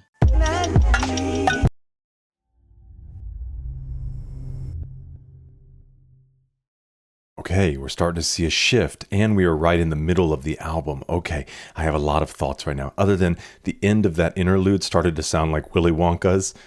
Dun, dun, dun, dun. Okay, first let's talk. Kendrick's projects always have me on the edge of my seat, so invested in where he's going. He rolls things out kind of like a Christopher Nolan movie. Like you're just getting all these little bits and pieces because Lucy is mentioned earlier, and then you see it in the poem. I'll talk about the poem in a second. And then in the interlude, you get a more full picture of this idea of Lucy. So first let's talk about the poem, then let's talk about Lucy. The way he keeps revisiting the poem from the beginning, I think is so smart for many reasons. Number one, it's reminding you, because it'd be very hard to hold on to what he said in previous ones and to get the full context of it. Now you could just give little, like the new pieces every time, and at the end of the album, you could recite the whole thing and then it'd be like, oh, it's all, but I like the way that he's doing this. He's kind of re-putting it in front of us. He's also helping us know this poem is very important, that maybe the poem in and of itself kind of summarizes everything that he's communicating. But it's really interesting how you are just getting these pieces of it from the songs that are adding to it, such as the hotel room. Now, as far as Lucy, I think, and we'll look in a second, Lucy is kind of represents a person, but almost like yams. It's this bigger idea. To me, Lucy first seems to present as a like a executive, a record exec, or what's it called? Like a rep, a manager type thing, and has all this promise, and they've got all the interconnections, and I've been following you, I believe in you so much, but yet there is again that they're ultimately wanting to profit off you. They're the ones that want to pimp you, the butterfly, and not really caring ultimately about what happens to you, because they see you just as this thing that they can exchange for goods. Okay. Let's get into the track previous and look through a few things, because he mentioned a couple of things that I don't fully understand. So in All Right, provides a moment of hope amid To Pimp a Butterfly's battle to find higher purpose. After You, and I like how they did that. They even, like, with the music, kind of swung up to this more like upbeat place. I think recognizing how heavy things had been. Where Kendrick lays out his burdens, All Right responds by detailing how Kendrick means to escape his troubles. By trusting in God, Kendrick is able to look past his failures and have confidence that everything will be okay. We're going to be all right. On the surface, the motif is optimistic and universal, but the message is driven by specific pain and struggle. Awareness regarding the disproportionate police brutality against black people has left many wondering if the U.S. has made any progress toward racial equality. Rather than despair, All Right assures listeners that, through solidarity, we're going to be all right. The mantra made a strong impact in the 2015 Summer of Protests as Black Lives Matter activists all over America chanted, "We gonna be all right," to mourn the countless black people killed by police in 2015, provide hope for a better future. Some took to Twitter suggesting All Right as a new black national anthem, similar to Lift Every Voice and Sing and We Shall Overcome, also songs of hope emerging out of periods of despair. The 2015 BET Awards, Kendrick performed All Right on top of a police car, further highlighting the song's purpose as a protest against police brutality.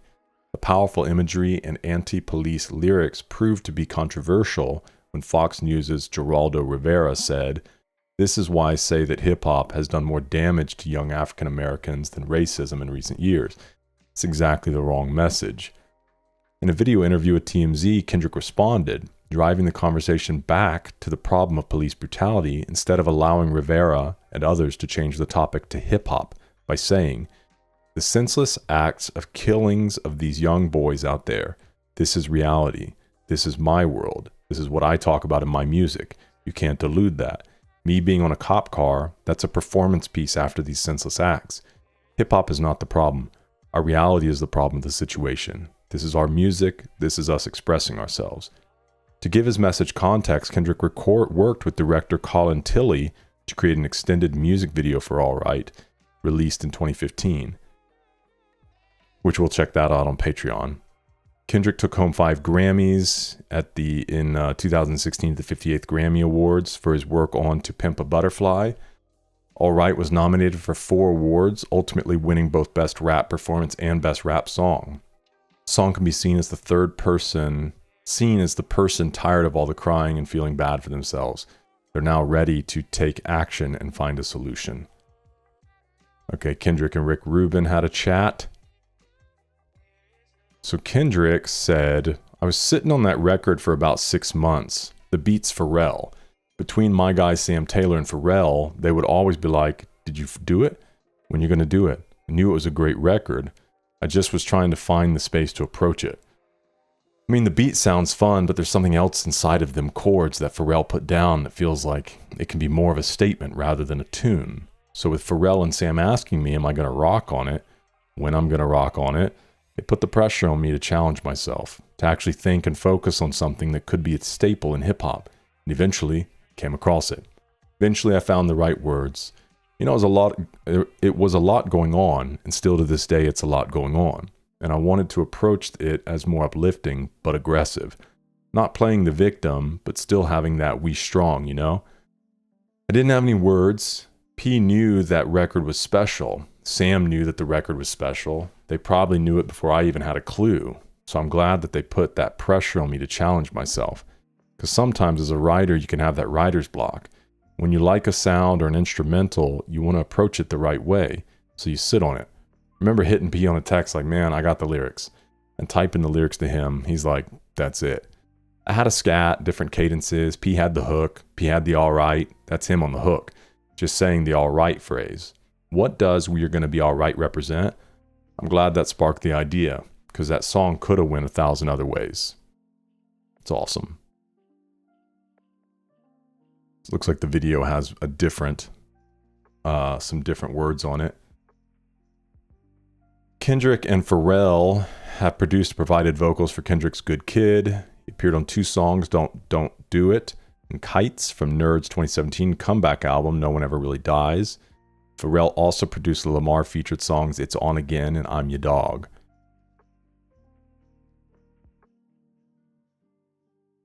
So produced by Pharrell and Soundwave. Let's look at a few things real quick. Said this gangster in silence. No preliminary hearings on my record. I'm a gangster in silence for the record. Oh, like maybe he can't talk about certain things. Okay, so it's an annotation for this whole section. Now I tell my mama I love her, but this what I like. Lord knows 20 of them in my Chevy. Tell them all to come and get me. Reaping everything I sow, so my karma coming heavy. No preliminary hearings on my record. I'm a gangster in silence for the record. Kendrick has a lot of love for his mother, feels he might be disappointing her by giving in to his vices. He wants her to understand that he knows what he's doing. He realizes his sinful ways will come back to haunt him. To reap what you sow. Okay, we understand that. Since there's no preliminary hearing, he will let karma deal with him while he leaves his gang out of it. They don't have to talk or testify and will thus remain silent. Or just, that there's experiences he's not sharing. Okay, let's look at Lucy. Oh, Lucy. See anything. See, my name is Lucy. I'm your dog. Lucy.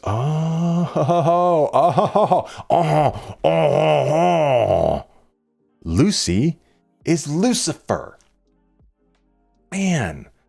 I mean, obviously I knew it was bigger than just a person, but I did not connect the idea that Lucy is the voice of Lucifer. Dang it, that's so good. Lucifer, personification of the devil. Cerberus is the hellhound that guards the entrance of hell. In Goethe's 19th century play Faust, the devil takes on the form of a dog to deceive the protagonist. In the same way, Lucifer tries to befriend Kendrick in order to earn his trust. Its introduction also mirrors the first commandment in Exodus 20. I am the Lord your God, you shall have no other gods before me. The lyrics in All Right are almost identical to Wesley's theory, but the evil is switched from Uncle Sam to Lucy. Anything. See, my name is Uncle Sam. I'm your dog. Oh, Snoop. That's so cool. Did he say pat dog? If I got it, you know you got it. Heaven, I can reach you. Pat dog, my dog. It's all Bick, back, and Chad. I trapped the bag for y'all. Pat Dog is a cousin of Kendrick who passed away during the recording of T-Pab. Kendrick mentions Pat Dog in the official All Right music video. Okay, A on my mama, rest in peace, Pat Dog. I'ma be the greatest to ever do this on my mama, though, like on the dead homies. Chad Keaton is another childhood friend Kendrick has mourned for on YG's Really Be Smokin'. Members and affiliates of the Bloods habitually replace letters with the C sound with the letter B to represent their affiliation. Kendrick is telling his dead homies to kick back in heaven while he brings in all the money as if he were in the trap. Replace letters with the C sound with the letter B. Okay.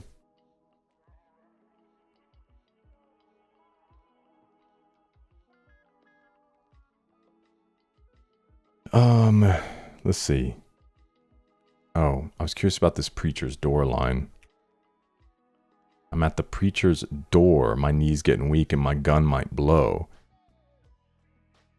Kneeling is associated with obeisance and is therefore used as a position of prayer, as a way to submit to God. Kendrick is not only describing how much time he spent on his knees praying for patience, but he's taking on the voice of the African American community, which has historically been plagued by police brutality.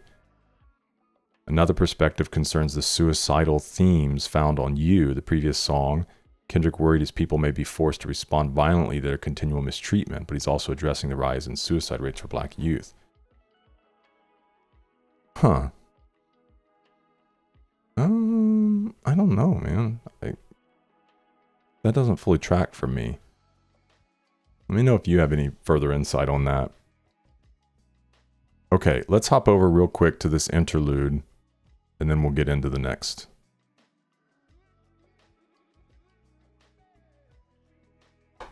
Okay, the song offers a deeper insight into the previously introduced figure of Lucy, character representing Lucifer. As the song goes on, it is understood Lucy is short for Lucifer. Hence the lines about temptation and signing contracts. The name makes the song work in tandem with For Free. Both songs relate to his value as a musician and how that transcends into his value as a person. On For Free, he criticizes the culture that breeds a belief that musicians and famous people must floss or be showy with their money. Here he juxtaposes that criticism with the seductive nature of the hip-hop lifestyle, namely the bling culture, the idea that once an artist signs a deal and receives their advance, all their dreams will come true. So Lucy, shorthand for Lucifer, who Kendrick personifies as a woman attempting to lure him away from God and virtue with promises of wealth. According to Songfacts, Kendrick gave some details about the definition of Lucy in an interview with The Guardian. He said, "That's some scary stuff. It's like looking at a bullet inside of a gun, knowing you can kill yourself with it, but you're still picking it up and playing with it." Wow, well said. Everything that we glorified in the hood, smoking, drinking, women, violence, was at my feet times 10. All of it's there. In the neighborhood, we wanted to have power, and with success comes power. That's temptation at its finest. Yeah, it's interesting that he's almost saying the same trappings that he was trying to escape from, in the hood, he's now has even greater access to, but yet in the place of power that he's in now, it's more so like glorified, like this is what you should do. Which could signify the idea of like the caterpillar and the butterfly kind of being one and the same, or like the caterpillar. Well, I think what I'm saying. So Kendrick uses the voice to showcase his inner thoughts in both verses. This isn't the first time he used accents in his verses. He used them in Mad City for the single version of I. He also used the accent later on during the record. The accent themselves are much influenced by Andre 3000. Produced by Soundwave, Taz Arnold, and Terrace Martin. There was one thing I wanted to look at in here. He said something about preach. Careful of taking preacher's words. Pastor? Bible? Okay. I thought you was keeping it gangsta. I thought this what you wanted. They say if you scared, go to church. But remember, he knows the Bible too. Oh, talking about Lucifer. Wow. Yeah, because I'm sure what this annotation's talking about is when Jesus is tempted in the desert, in the Gospels. It's really interesting, and it further pushes the idea of truly knowing God's word, knowing the scriptures, because the devil tries to weaponize the scriptures against Jesus, and Jesus wars back with giving him scripture. And so the reality is that Lucifer is trying to take God's words and deliver them to him or to us, but he's twisting it, he's manipulating it. Much like in the garden when he says, did God say, if you touch the tree, you'll surely die? He's trying to take something that God said and use it in a way to make their view of God, to distrust God. And so he does the same thing toward Jesus. He tries to use the scriptures, and then Jesus says, it is written. He actually brings the truth of the scripture and wars against Satan. That's interesting. When he said he knows the Bible too, I didn't know exactly what it was referencing, but obviously it's talking about Lucy. This is so brilliant, dude. Okay. Let's get into track 9. This is Momma. Momma. Ooh.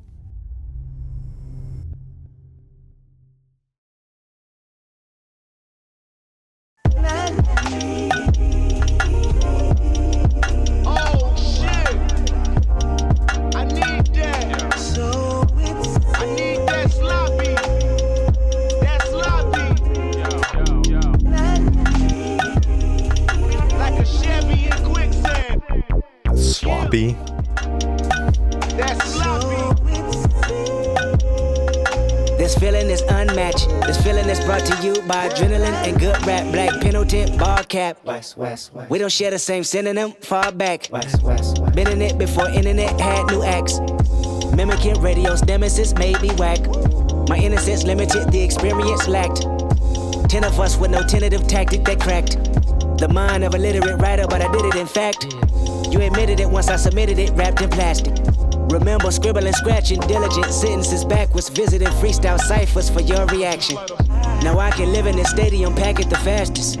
Gambling, Benjamin benefit, sending in traffic, spinning women in cartwheels, linen fabric on fashion, winning in every decision. Kendrick is master that mastered it, isn't it? Lovely how menaces turn attraction, pivoting rappers finish a fraction while writing blue magic. Thank God for rap. I would say it got me a plaque, but what's better than that? The fact it brought me back home. We've been waiting for you, waiting for you, waiting for you, waiting for you. I know everything. I know everything, know myself, I know morality, spirituality, good and bad health. I know fatality might haunt you. I know everything, I know Compton, I know street shit, I know shit that's conscious. I know everything, I know lawyers, advertisement and sponsors. I know wisdom, I know bad religion, I know good karma. I know everything, I know history, I know the universe works mentally. I know the perks of bullshit, is it meant for me? I know everything, I know cars, clothes, hoes, and money. Perks of BS. I know respect, I know those that's unreal. I know everything, the highs, the lows, the groupies, the junkies. I know if I'm generous at heart, I don't need recognition.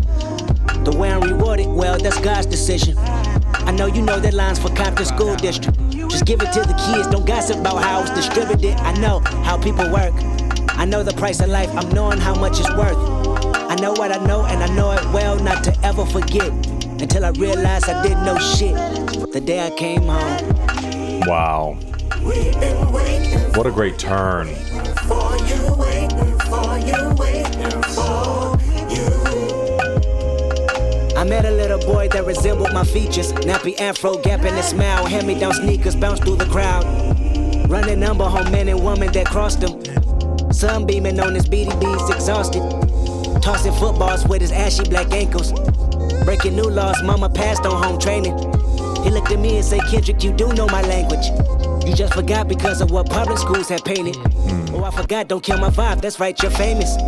I used to watch on Channel 5, TV was taken. But never mind, you're here right now, don't you mistake it, it's just a new trip. Take a glimpse of your family ancestor, make a new list of everything you thought was progress, and that was bullshit. I know your life is full of turmoil, you're spoiled by fantasies of who you are. I feel bad for you, I can attempt to enlighten you without frightening you. If you resist, I back off quick, go catch a flight or two. But if you pick destiny over rest in peace, then be an advocate. Tell your homies especially to come back home.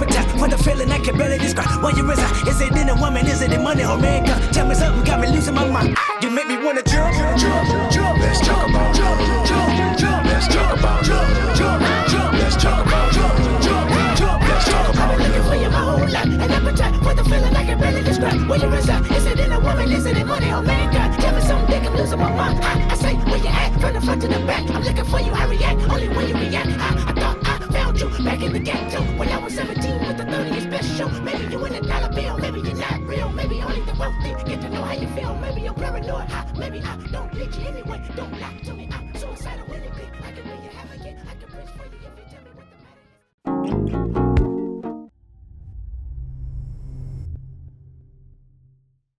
Dude, I've never heard anybody keep spitting as it's trailing off. Typically, it's like you've got the hook or in a different song, a chorus or whatever, that's kind of just repeating as something's fading out. But to literally just keep rapping content as it's fading out is ridiculous, man. Okay, dude, there's so much going on in that track. There's several bars I want to look at. So let's get the overview and then let's go back and look at some specifics. All right, Momma tells of the personal growth and self-realization Kendrick experienced after he persevered against the internal struggles he describes as Lucy. The preceding track, For Sale, ended with Kendrick's poem, The evils of Lucy was all around me, so I went running for answers until I came home.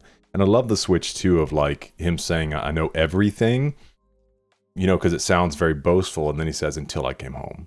And it switches. And you're like, oh, okay, so he thought he knew everything. And then he got back home. He got back in it, more grounded.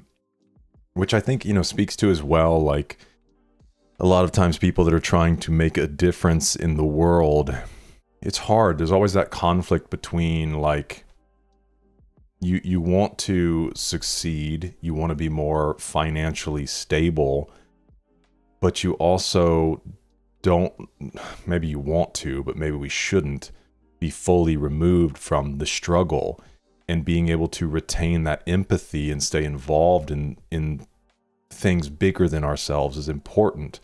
But I think the issue we see a lot of times in politics is that people kind of get off in their ivory castles.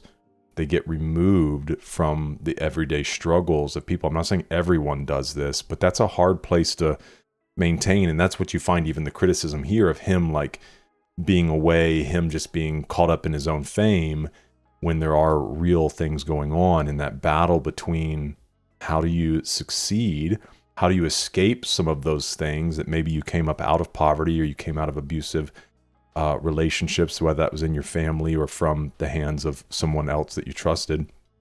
And so how do you escape those things, become more successful, but not forget those things and not get to a place where you're not reaching back in to help and to maybe have an influence. That's important, you know, that we don't lose empathy as we become more successful.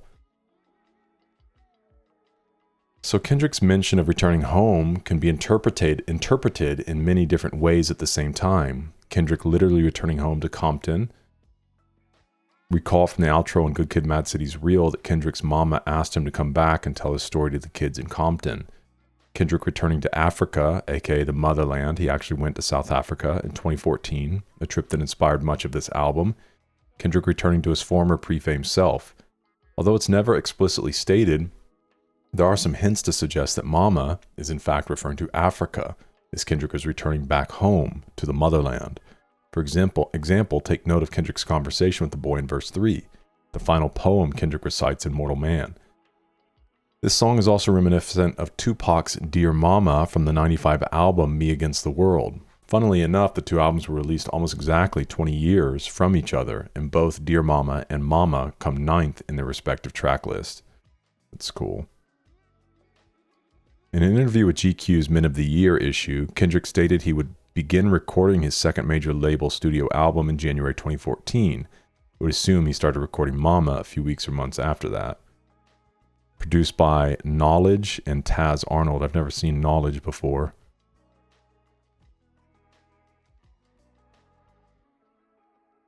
Says he's definitely talking about Africa on Mortal Man at the end of the album. He says in the poem, bringing back new concepts to this mad city. Going home, bringing back new concepts to Mad City. We all know the Mad City is Compton, so home must be Africa.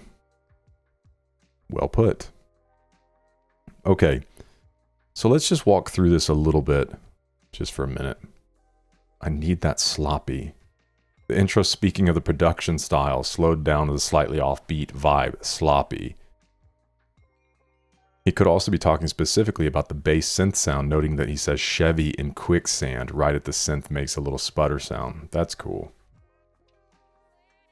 Okay, this feeling is unmatched. Feeling is brought to you by adrenaline and good rap. Black Pendleton ball cap, which is, he wears that a lot, right? Kendrick establishes his identity and dominance, the former through his Compton roots in fashion, in which baseball caps are common. Pendleton shirts were popularized by gangbangers, the latter through his warning to take a step back unless your abilities are equivalent, synonymous with his. Been in it before internet had new acts. Mimicking radio's nemesis made me whack.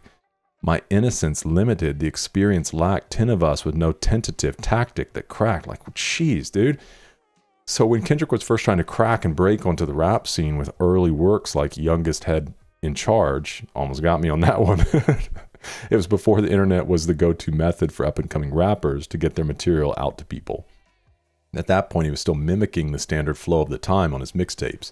Like many young musicians, Kendrick and his crew lacked experience and unsuccessfully tried different tactics to get notice. The mind of a literate writer, but I did it, in fact. So I guess him saying like he has this mind of a great writer, but he was still able to channel that into rap. You admitted it once I submitted it, wrapped in plastic, probably a CD. Remember scribbling, scratching diligent sentences backwards, visiting freestyle ciphers for your reaction. So going and trying out his material to see how it went. Now I can live in a stadium, pack it the fastest. And so it brought him success. Gambling Benjamin benefits sinning in traffic, spinning women in cartwheels, linen fabric on fashion, winning in every decision. Kendrick is master that mastered it. Isn't it lovely how menaces turned attraction? So he being the menace turned into an attraction. Pivot and rappers finish your fraction while writing blue magic. After blowing up, Kendrick is now on top of the world, living stereotypical rapper high life, clothes, bankroll, and hoes, all while spinning, pivoting other rappers' minds like fractions and math with his addicting, dizzying lyricism.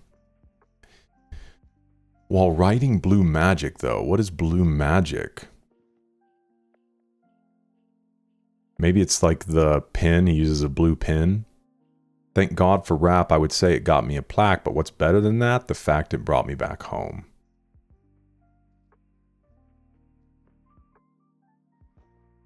Man. Oh, and then you got Don't Kill My Vibe. Oh, I forgot Don't Kill My Vibe. That's right, you're famous. Bitch, don't kill my vibe.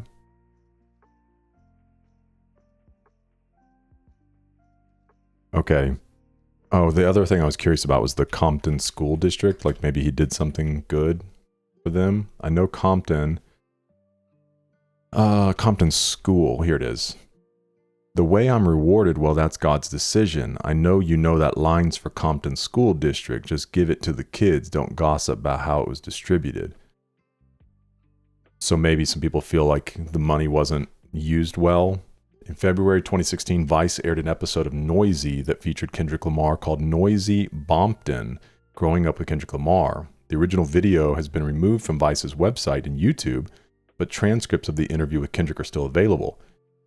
Vice traveled to some of Kendrick's childhood stomping grounds, like his high school, where they discovered he made a large donation to the school. When asked about it, he said this, I mean, me doing that is just off the morals of my heart, you feel me? That was nothing. I wanted to put out in the papers or whatnot. Just wanted to do that, period. Just off the simple fact, I wish I could have had that type of feeling when I was in school. Wish my favorite artist could have came to the school and not even shoot no dollars, just talk to me. That's something I always wanted. I wanted my favorite rapper to come there. So the little bit I can do, I'm going to do that, plus more. Man, respect for him doing that and not trying to publicize it. He does good deeds because the world needs someone like him to do those deeds. He doesn't need media attention for it as many other musicians do. Seems like Kendrick really believes that high school was important for his development based on the video. That is why he feels money should be given to the kids and not gossiped about how it was distributed. Awesome.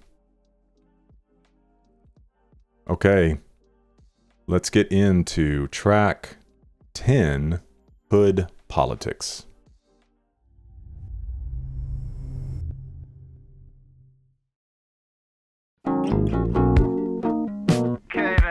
Pick up the phone, nigga. Every time my call is going to voicemail. Don't tell me they got you on some weirdo rap shit, nigga. No socks, skinny jeans and shit.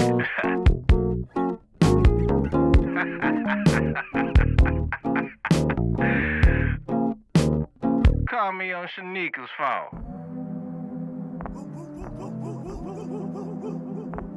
I've been A1 since day one, you niggas boo-boo. Your homeboy, your block that you're from, boo-boo. Little hoes you went to school with, boo-boo. Baby mama and your new bitch, boo-boo. We was in the hood, 14 with the deuce. 14 It's taking a real, like, classic hip-hop vibe here. on the dead homies.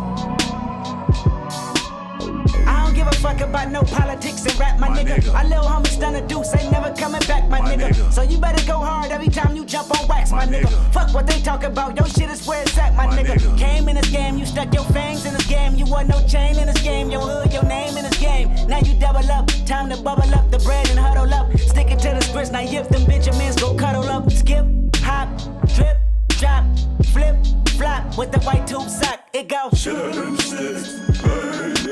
That's what the product smell like when the chemicals mix. 50 niggas salute out the Compton Zoo with the extras. Elcos, Monte Carlos, Road Kings and dressers. Rip Riders, P-Funkers, Mexicans, they fuck with you. Asians, they fuck with you. Nobody can fuck with you. I've been A1 since day one, you niggas boo-boo. Your homeboy, your block that you're from, boo-boo. Little hoes you went This is like funnier style, man. Boo-boo. Boo-boo, we was in the hood, 14 with the deuce. 14 years later, going hard like we used to on the dead homies. On the dead homies. Hopped out the caddy, just got my dick sucked. The little homies called and said the enemies that clicked up. Oh yeah, Puta wanna squabble with me, Vadio. Oh yeah, tell them they can run it for the cardio. Oh yeah, everything is scandalous. Slow motion for the ambulance. The project filled with cameras. The LAPD gambling, scrambling. Football numbers slandering. Niggas' names on paper, you snitched all summer. Streets don't fail me now. They tell me it's a new gang in town. From Compton to Congress. Set tripping all around. Ain't nothing new but a fluid new Democrats and rap blood against red state versus a blue state. Which one you governing? They give us guns and drugs, call us thugs, making they promise to fuck with you. No condom, they fuck with you. Obama say what it do. Obama say what it do.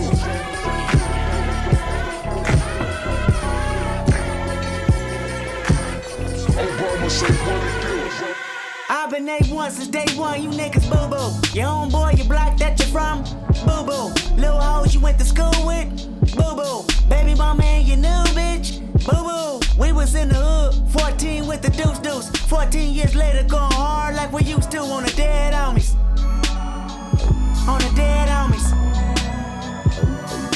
Everybody wanna talk about who this and who that, who the realest and who whack, or who white and who black. Critics wanna mention that they missed when hip-hop was rapping. Motherfucker, if you did, then Killer Mike could be platinum. Y'all priorities fucked up, put energy in wrong shit. Hennessy and Crown Vic, my memory been gone since. Don't ask about no camera blocking at award shows. No ask about my bitch, no don't ask about my foes. Unless you asking me about power, yeah, I got a lot of it. I'm the only nigga next to Snoop that can push the button. Had the coast on standby. Kid out, what up? I heard they opened up Pandora's box. I boxed in my land by a landslide. Nah, homie, we too sensitive. It spill out to the streets. I make the call and get the coast involved. The history repeat. But I resolved inside that private hall while sitting down with Jay. He said it's funny how one verse can fuck up the game. I've been A1 since day one, you niggas boo-boo.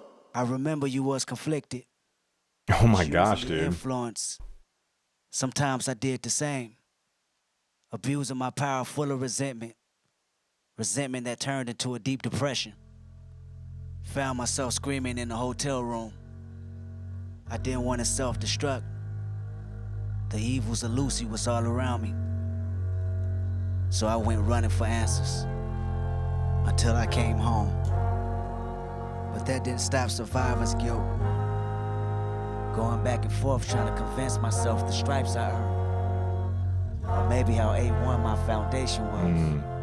But while my loved ones was fighting a continuous war back in the city, I was entering a new one.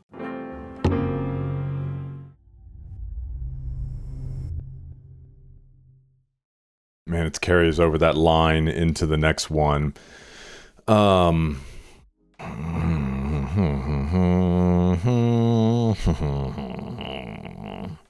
Yeah, I mean, the center of this track seems to kind of be on like just not getting lost in things that don't really matter that much, and trying to stay in the things that do matter.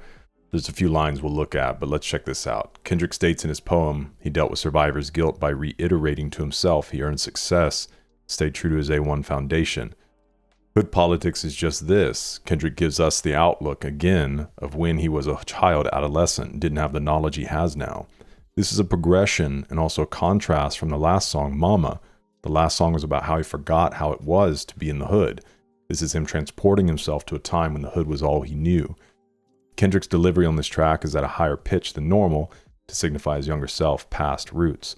On the record, he discusses issues such as American politics in the second verse, the rap industry in the third verse, the latter being based on his observations of the stir caused in response to his control verse. Kendrick previewed the first two verses of this song on a freestyle. This song samples Sufjan Stevens' All For Myself. Legendary funk bassist George Clinton, who was featured in Wesley's Theory, remarked that this song was his favorite on the album.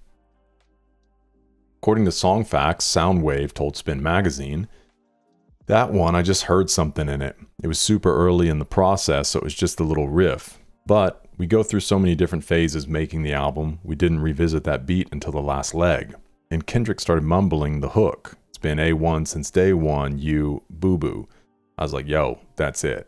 Record that in your phone, don't lose that hook. He started laying scratches to the beat, then Terrace and I got together and started adding inserts into it. So produced by Soundwave, Tay Beast, and Thundercat.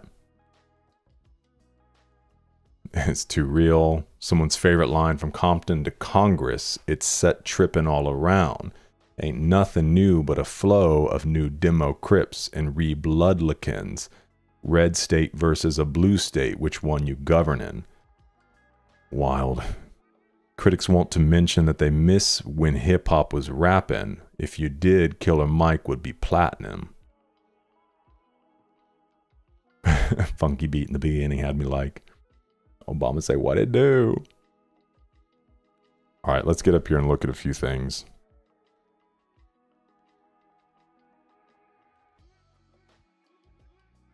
Okay, so that's Dr. Dre in the intro.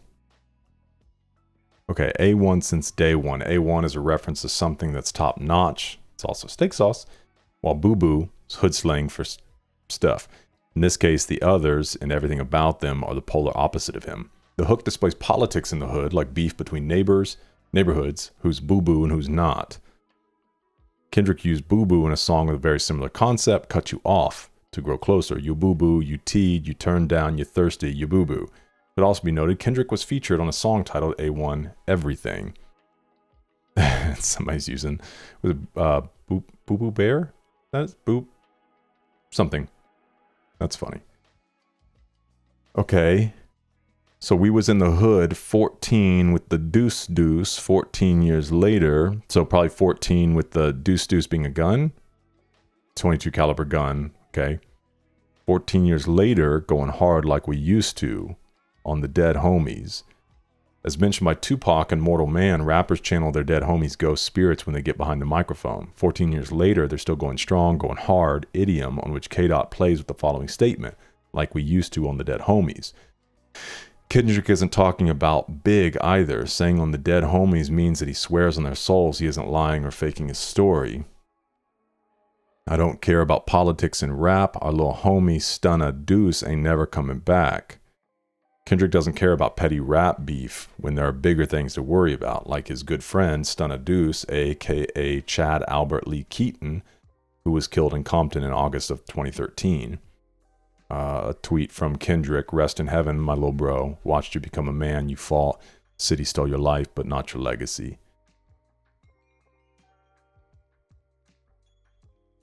So you better go hard every time you jump on wax. Jumping on wax is when one is on a track, vinyl wax. Kendrick's warning himself he better go hard, keep true to himself and his ways. Then quite abruptly realizing, proclaiming he has and always will go hard and keep it real. Came in this game, you stuck your fangs in this game. You wore no chain in this game, your hood, your name in this game. Now you double up, time to bubble up the bread and huddle up. Sticking to the scripts now here, if them Benjamins go cuddle up. Skip, hop, drip, drop. Flip-flop with the white tube sock. A pretty onomatopoeic description of what a dude might do into a tube sock.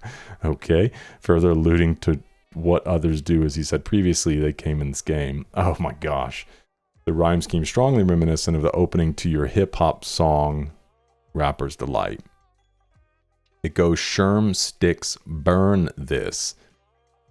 I don't know what a sherm stick is. Oh, a joint or cigarette that's been dipped in liquid PCP, which causes extreme hallucinogenic effects. When you're smoking the sherm stick, you can smell all the chemicals from the PCP burning. It's because there are many different chemicals, okay? Notice how a voice is doubled in that sound, trippy and spacey. He could be trying to show the listener what it feels like after smoking a sherm stick. Refers to when Kendrick accidentally smoked a sherm stick, chronicled throughout Good Kid, Mad City. 50 salute out the Compton Zoo with the extras. 50 was tatted on Tupac's chest with an AK-47. If blacks from every U.S. state were united, they'd be stronger than any weapon. Oh, wow. Compton Zoo is probably a reference to Old Dirty dubbing Brooklyn Zoo, recording a song with the name. Both cases, the name is meant to represent the danger of the neighborhood, Brooklyn Compton being a metaphorical cage where the animals are caged. Okay, and then he lists a bunch of different people.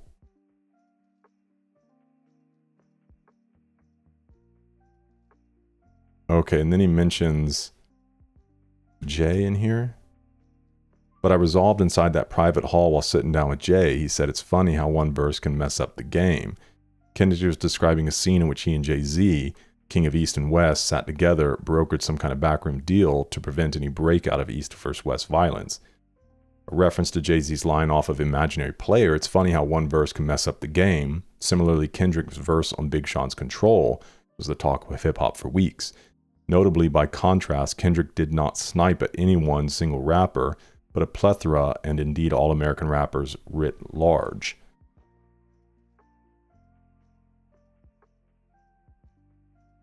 Oh, and then the Snoop button.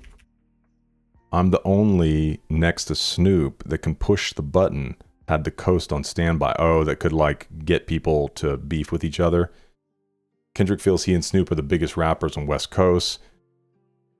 After all, Dre, Snoop, and Game passed the torch to K-Dot in 2011, likely references Snoop's verse on the extended remix of Afro Puffs. Rock on with your bad self. It's the lady of rage at the top of the self. So push the button, run, because Snoop Dogg is on the mic and I'm a dope. The button launches the missile that starts the war between West Coast, East Coast. Only he and Snoop are big enough that if one of them went off on New York, people would actually care.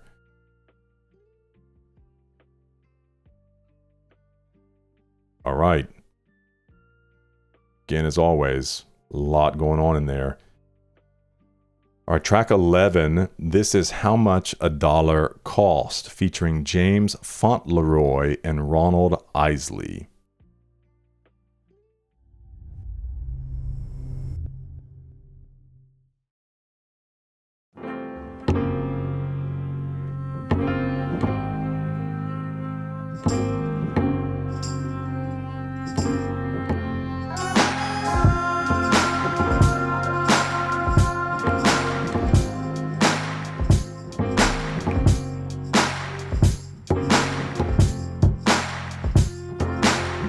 How much a dollar really costs? The question is detrimental, paralyzed in my thoughts. Parasites in my stomach keep me with a gut feeling, y'all. Gotta see how I'm chillin' once I park this luxury car. Hopping out feeling big as Mutombo.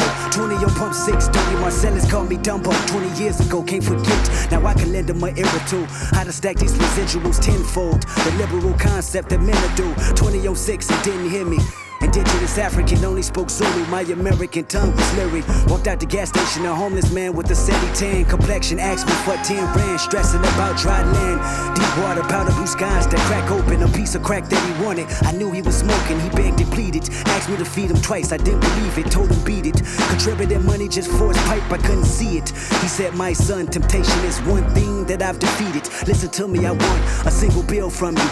Nothing less, nothing more. I told him I didn't have it, then closed my door. Tell me how much a dollar cost.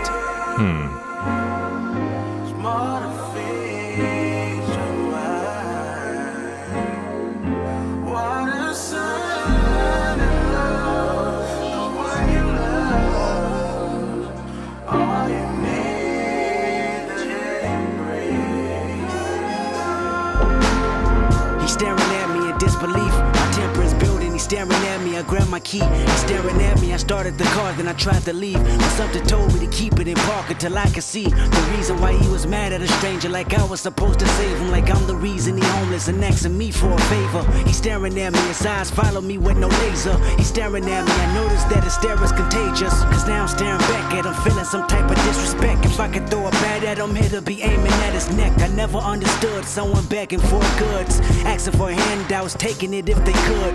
And this particular person just had it down back, staring at me for the longest until he finally asked, have you ever opened up Exodus 14? A humble man is all that we ever need. Tell me how much a dollar cost.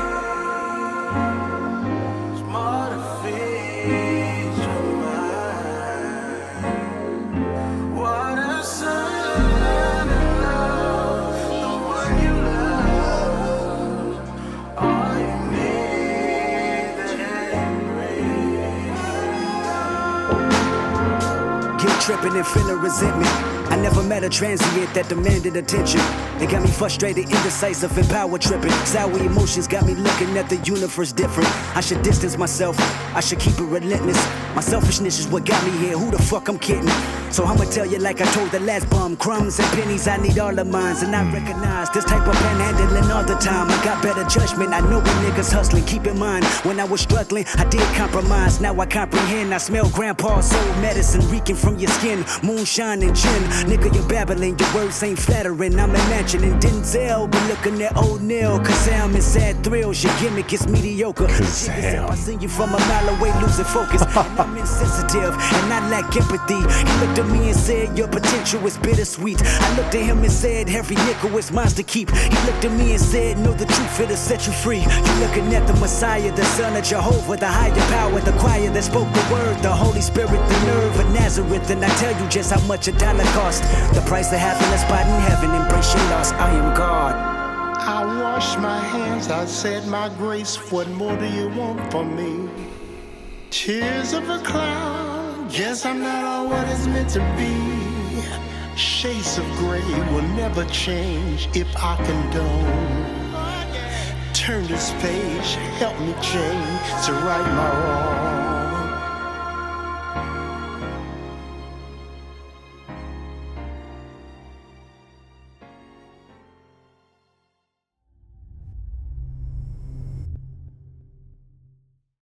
Wow, dude, I love narrative tracks like that. Now, obviously, there are many narrative type tracks that Kendrick does, but this one is kind of like one story that he's telling all the way throughout. Now, I'm curious if the Exodus 14, because I'm not familiar specifically with that chapter, but I'm assuming it has something to do with angels visiting men in the form of men. And even the New Testament talks about this, is like, how many times do we not know that we have entertained angels unaware, in that being through helping someone out, you know, water, food, clothing, caring for somebody that we might overlook or have a judgment about, but you don't actually recognize that it is an angel in disguise. And so whether he's literally talking about this person being that, or just trying to view others through a different lens, period, and taking the opportunity to help others. Let's look real quick. Grab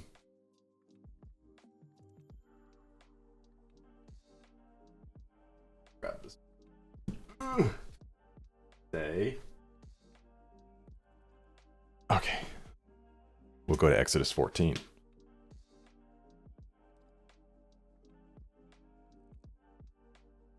Okay, let's see. Exodus 14 is specifically, okay, it's Israel and Moses crossing the Red Sea.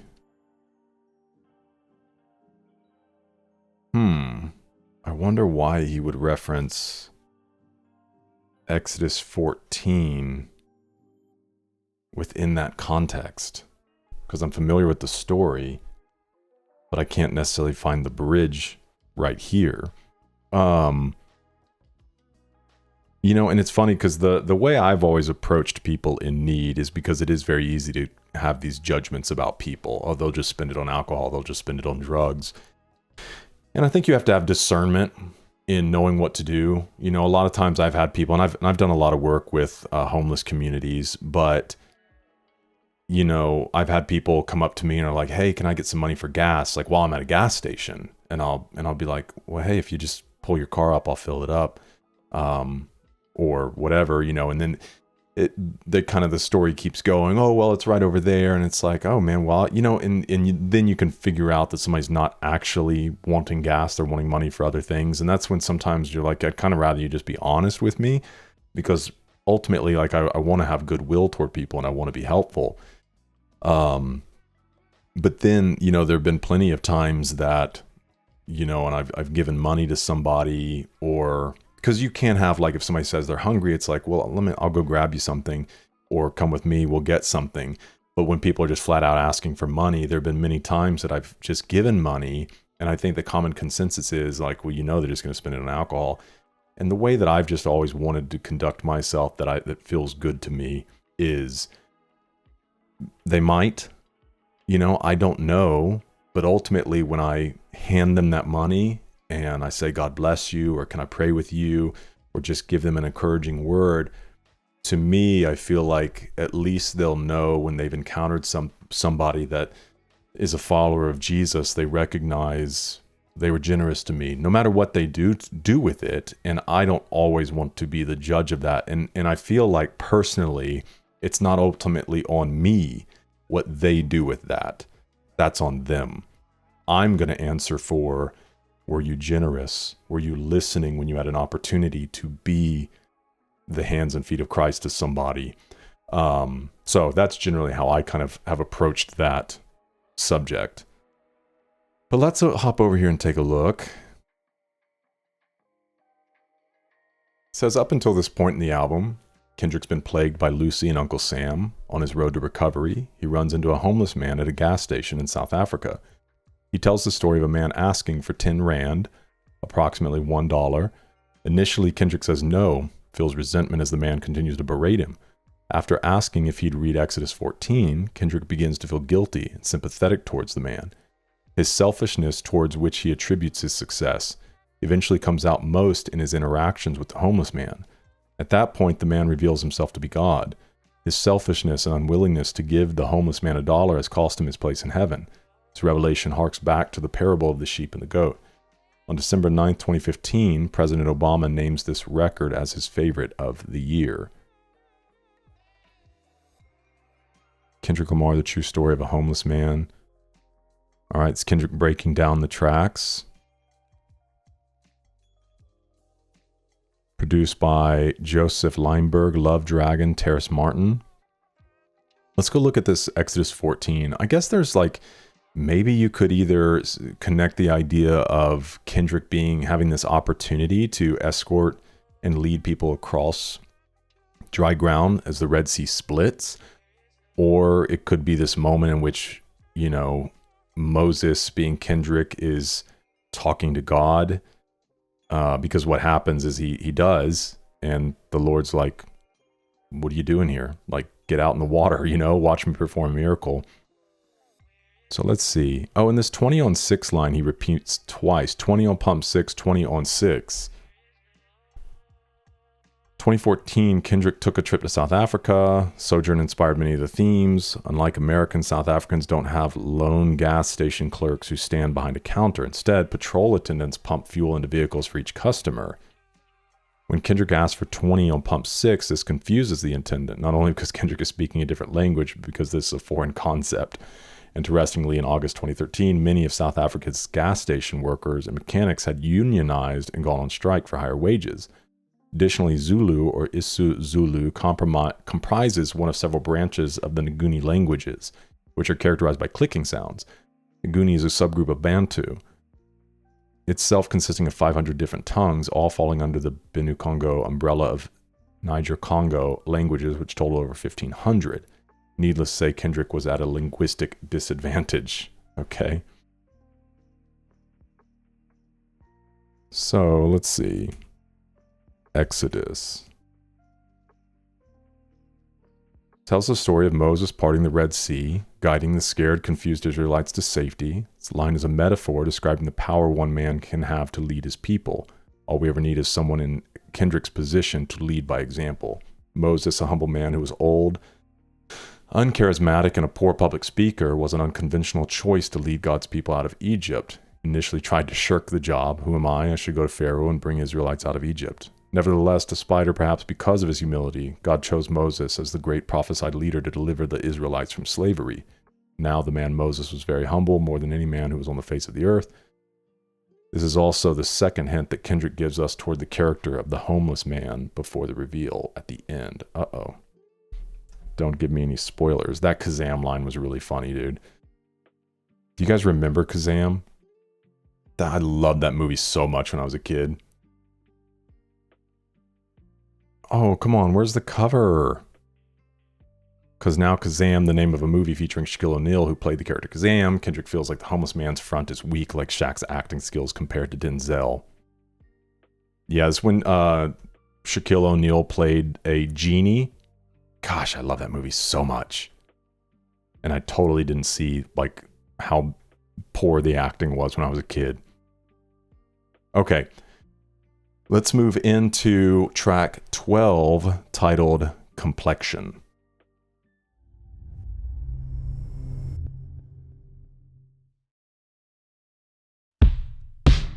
I'm with this Complexion.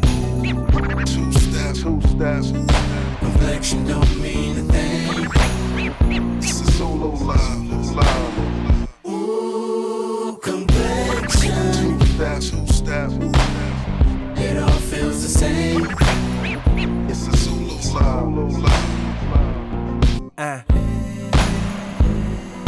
Dark is the midnight hour, her bright is the morning sun. Give a fuck about your complexion, I know what the German's done.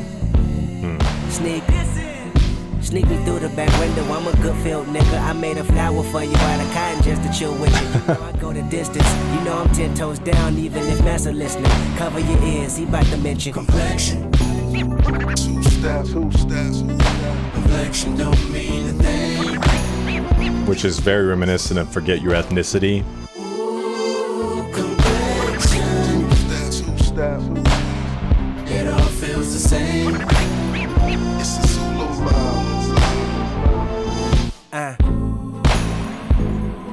Dark is the midnight hour, her bright is the morning sun. Brown skinned but your blue eyes tell me your mama can't run.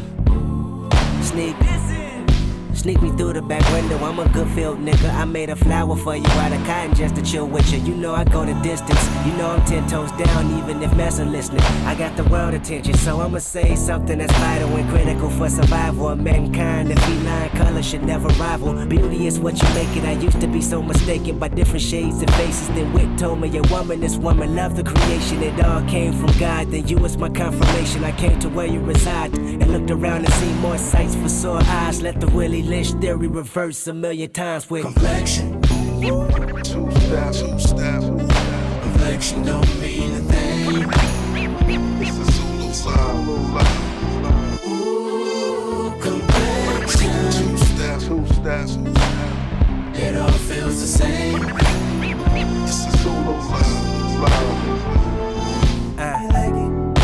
I love it. You like it? I love it. You like it? I love it. You like it? I love it. You like it? I love it. You like it? I love it. I love it. You like it? I love it.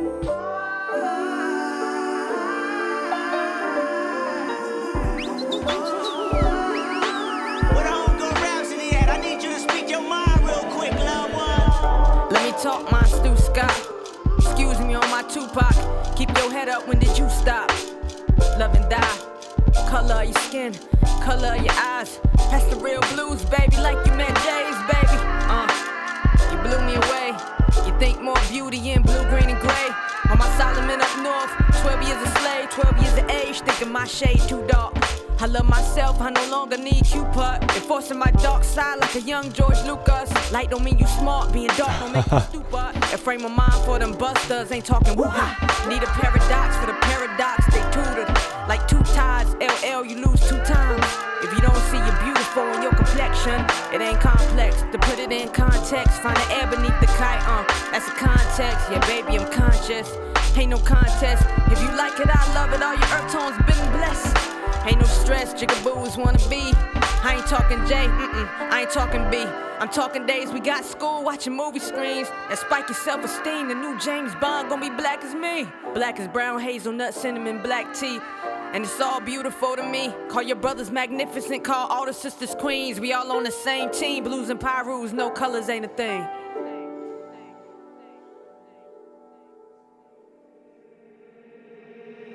Barefoot babies with no care. Teenage gun told us that don't play fair. Should I get out the car? I don't see Compton, I see something much worse. The land of the landmines, the hell that's on earth.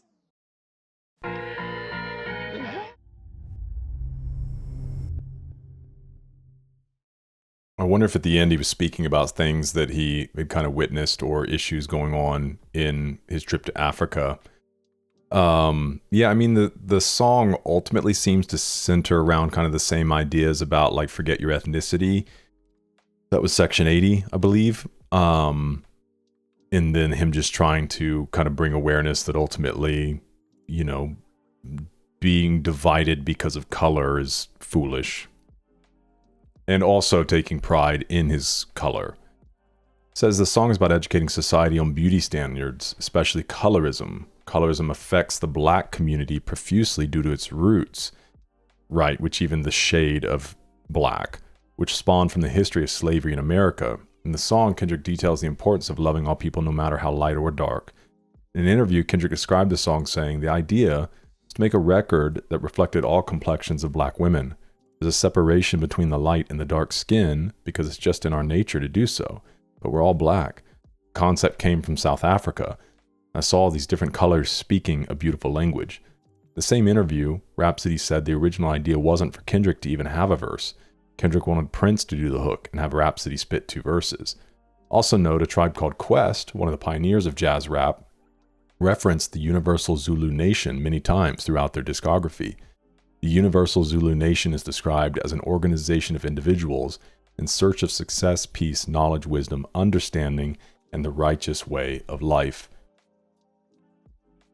Yeah, it's almost reminiscent as well of, if you saw the movie Hotel Rwanda with Don Cheadle, what was the issue in Rwanda and the genocide that was going on there? Is the Tutsis and the Hutus, I think?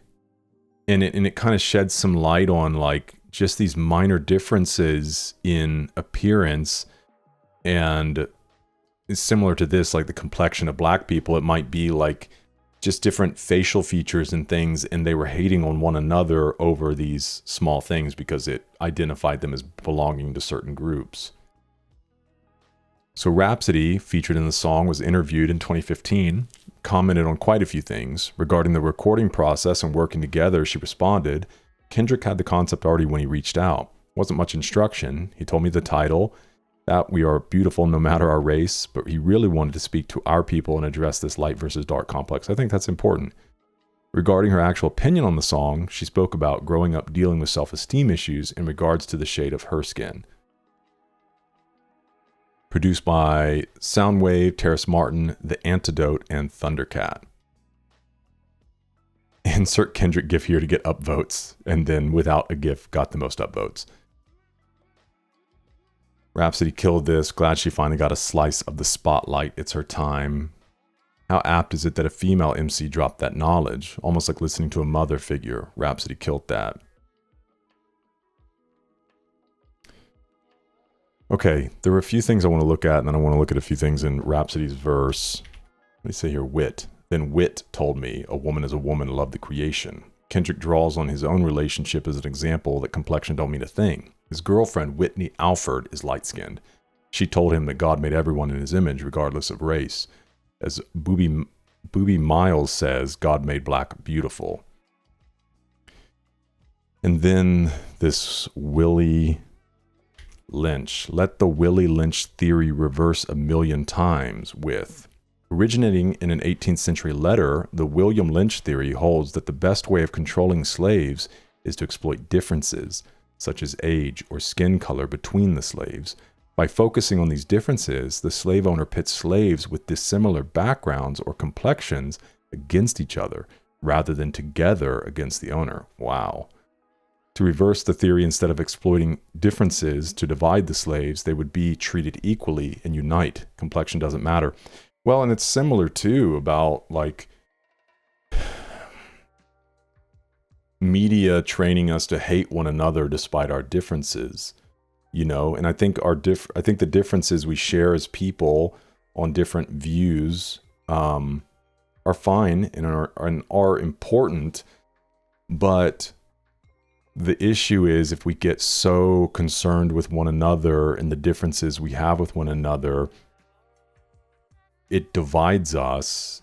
And ultimately, if we are divided, we can't put energy toward the things that matter most. And I think there are so many things we all can unite around despite our differences and work together, but we get too busy hating each other and being divided with each other and not wanting to work together. And that can also create a very dangerous situation where governments can then exercise more power over people because we're too busy being divided against one another. Okay, let's look at a few of Rapsody's verses here. Let me talk my Stu Scott. Excuse me on my Tupac. Tying in with the theme of complexion, Rapsody compares herself to two notable black figures of different shades. Tupac was dark-skinned, while Stuart Scott was light-skinned. Stuart Scott was a beloved ESPN sportscaster who passed away in 2015, while Tupac had a militant mindset and always fought for black empowerment. First line of Keep Your Head Up also inspired The Blacker the Berry, the next track. Interesting, which says, keep your head up, oh child, things are going to get easier. Keep your head up, things will get brighter. Interesting, when Rapsody wrote her verse, she didn't know about Kendrick's intention to use Tupac. I don't want to spoil anything. Color of your skin, color of your eyes. That's the real blues, baby, like you met Jay's baby. All my solemn men up north, 12 years a slave. Solomon North Up. Jeez, dude. Okay, I didn't know his name. I've seen the movie. He was a free-born African-American farmer musician. In 1841, he was taken hostage and sold into slavery. Remained a slave for 12 years until he was freed in 1853. All his experiences of captivity were detailed in his memoir, 12 Years a Slave. Solomon is a homonym of Solomon's first name, while up north alludes to his last name, and is a general slang term for jail, or more specifically, the location of New York's prisons. So all my solemn men up north, all my solemn men north up. That's crazy, dude. 12 years of age, thinking my shade too dark, which ties in 12 years a slave and then her own insecurities. I love myself. I no longer need Cupid. Enforcing my dark side like a young George Lucas. Light don't mean you smart. Being dark don't make you stupid. And frame of mind for them busters ain't talking. Woo-ha. Need a paradox for the paradox they tutored. Like two Todds, LL, you lose 2 times. Rapsody continues on the topic of loving who you are by showing that there are many situations where black people can teach the world, as well with the line, need a paradox for the pair of daughters they tutored. The next is a play on LL Cool J's real name, James Todd Smith, to say that if you don't see the beauty in yourself, no matter your complexion, you're going to lose a lot in life, just like anyone who loses and takes the L. Like 2 Todds, LL, you lose 2 times. Jeez, man. Find the air beneath the kite, that's the context. Yeah, baby, I'm conscious, ain't no contest, ain't no stress. Talking we got school, watching movie screens, spike your self-esteem. The new James Bond gonna be black, which is is it Idris Elba? I figured, yeah, referring to Spike Lee's film School Days. June 2019, the Elba doesn't like to seriously entertain the idea of playing Bond due to racist backlash he experienced. Despite this, actress Lashana Lynch was confirmed the next month to be the first black female person to take over the 007 codename that Bond uses.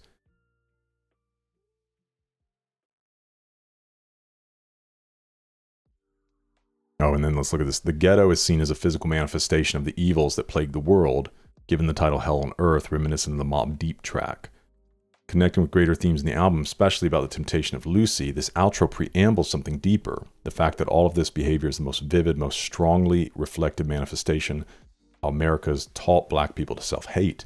Kendrick doesn't just see this as inexplicable recklessness and willful apocalypse. He sees this as Lucy's hell incarnate, tens of thousands of black people affected the same. This outro continues on to Blacker the Berry. Kendrick also mentions a field of landmines and high power. Man, yeah, her verse is crazy, man. All right, let's get into track 13, which we've heard a lot about throughout kind of researching in this album, but this is The Blacker the Berry.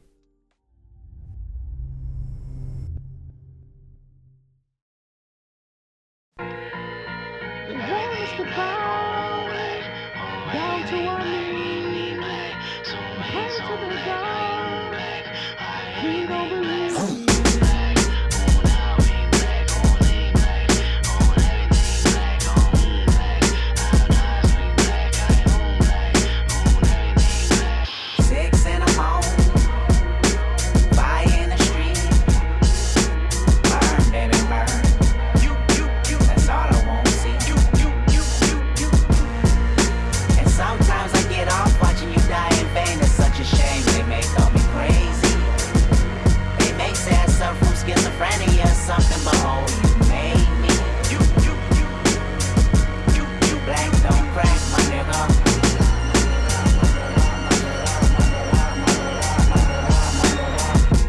Hypocrite in 2015. Once I finish this, witnesses will convey just what I mean. Been feeling this way since I was 16. Came to my senses. You never liked this anyway. Fuck your friendship, I meant it.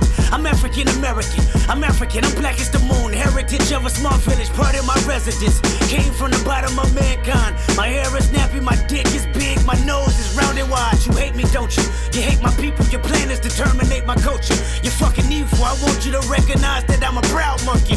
You vandalized my perception, but can't take down from it. And this is more than confession. I mean, I might press the button just so you know my discretion. I'm guarding my feelings, I know that you feel it. You sabotage my community, making a killing. You made me a killer, emancipation of a real nigga. Oh, wow. He's coming intense on this one, man, just declaring his blackness and how he's not ashamed. I said them shit like a slave, can be black. Oh, if you feel one heap of pain, can be black. I man, I said them put me in a chain, can be black. I'm at you now, me gold chain full of rocks. And you don't see the whip, left scar for me back. But now we have a big whip back from the black. Oh, them I say we doom from the start, can be black. Remember this, every race start from the block. Just remember that. I'm the biggest hypocrite in 2015. Once I finish this, witnesses will convey just what I mean. I mean, it's evident that I'm irrelevant to society. That's what you're telling me. Penitentiary would only hire me. Curse me till I'm dead. Church me with your fake prophesizing that I'ma be just another slave in my head. Institutionalized, manipulation and lies. Reciprocation of freedom only live in your eyes. You hate me, don't you? I know you hate me just as much as you hate yourself. Jealous of my wisdom and cards I dealt. Watching me as I pull up, fill up my tank, then pill out. Muscle cars like pull-ups, show you what these big wheels bout. Black and successful, this black man meant to be special. Cat scans on my radar, bitch, how can I help you? How can I tell you I'm making a killing? You made me a killer, emancipation of a real nigga.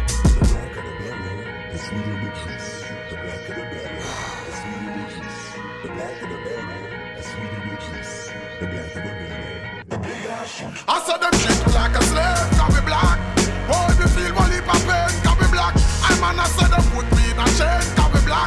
I'm at you now, me gold chain full of rocks. And you don't see the whip, left scar for me back. But now we have a big whip back from the black.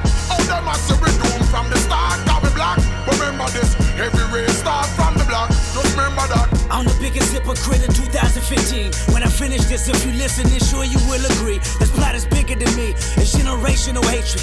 It's cynicism. It's grimy, little justification. I'm African American. I'm African. I'm black as the heart of a fucking Aryan. I'm black is the name of Tyrone and Darius. Excuse my French, but fuck you, no fuck y'all. That's as blunt as it gets. I know you hate me, don't you? You hate my people, I can tell cause it's threats when I see you. I can tell cause your waist deceitful. No, I can tell because you in love with the desert eagle. Thinking maliciously, he get a chain, then you gon' bleed him. It's funny how Zulu and Dosa might go to war. Two tribal armies that wanna build and destroy. Remind me of these Compton Crip gangs that live next door. Beefing with power rules, only death settled the score. So no matter how much I say I like to preach with the Panthers, or tell Georgia State Marcus Garvey got all the answers, or try to celebrate February like it's my B-Day, or eat watermelon chicken and Kool-Aid on weekdays, or jump high enough to get Michael Jordan endorsements. Oh, the building. Cause urban support is important. So why did I weep when Trayvon Martin was in the street? When gang banging make me kill a nigga blacker than me. Hypocrite.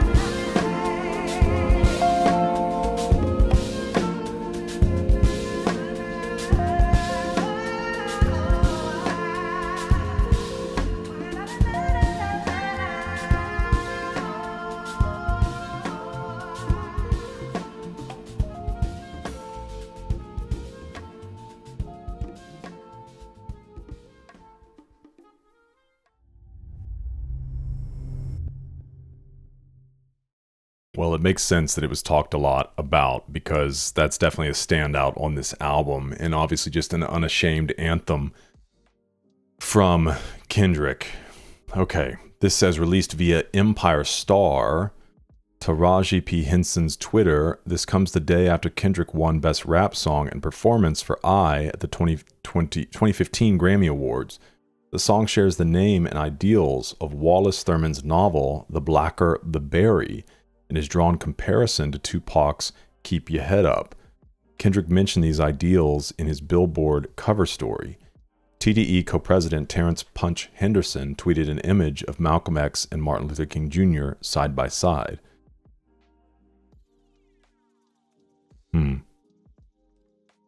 After the murder of a close friend, K-Dot fantasized of getting revenge, but instead he poured his angst into this song. When I say these lines, it's for myself. It's therapeutic for myself because I still feel that urge and I still feel that anger, that hatred for that man next door. Because I got to get a call knowing that somebody around the corner done did this to my partner. This is when he was questioned about the two last lines of Black or the Berry. Co-producer Boy Wanda said about the track, that one came along from two producers I was working with, KOZ and Zalezi, who ended up playing me a song. A lot of times I'll listen to tracks and hear maybe one element that I want to strip down, start from something from scratch. I heard these guitars from KOZ that he'd put on the song, so I ended up stripping it down and putting some breakbeat drums over it, which really gave it an aggression. That was really the whole process to it. I had a little bit to do with co-writing the hook. Me and another songwriter, Alexander Izquierdo, had an idea, like an aggressive hip-hop idea. Basically, Assassin flipped our idea and put patois in Jamaican. It was dope. Being a part of To Pimp a Butterfly was another dream come true. Kendrick's one of my favorite artists. It was a pleasure working with him. He's a great guy and a great friend. I was just happy to make a very impactful record with him. Well, ya did. So produced by Boy Wanda, Ken Lewis, KOZ, Terrace Martin, and Zale. This gif. Black is the heart of an Aryan. Yikes. Wins 2 Grammys, drops fire. I wanted to see, I'm assuming that was a sample that they were using.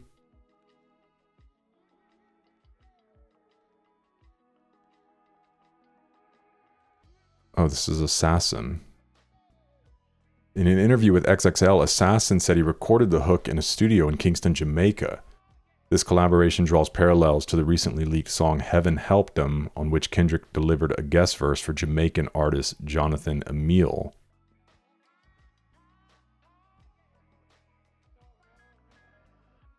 Yeah, the chorus is great, man. I love Jamaican, what's the word? Accent in music. So hopefully we get to experience more artists, more global artists as well. Okay, let's move into track 14. You Ain't Gotta Lie, Momma Said.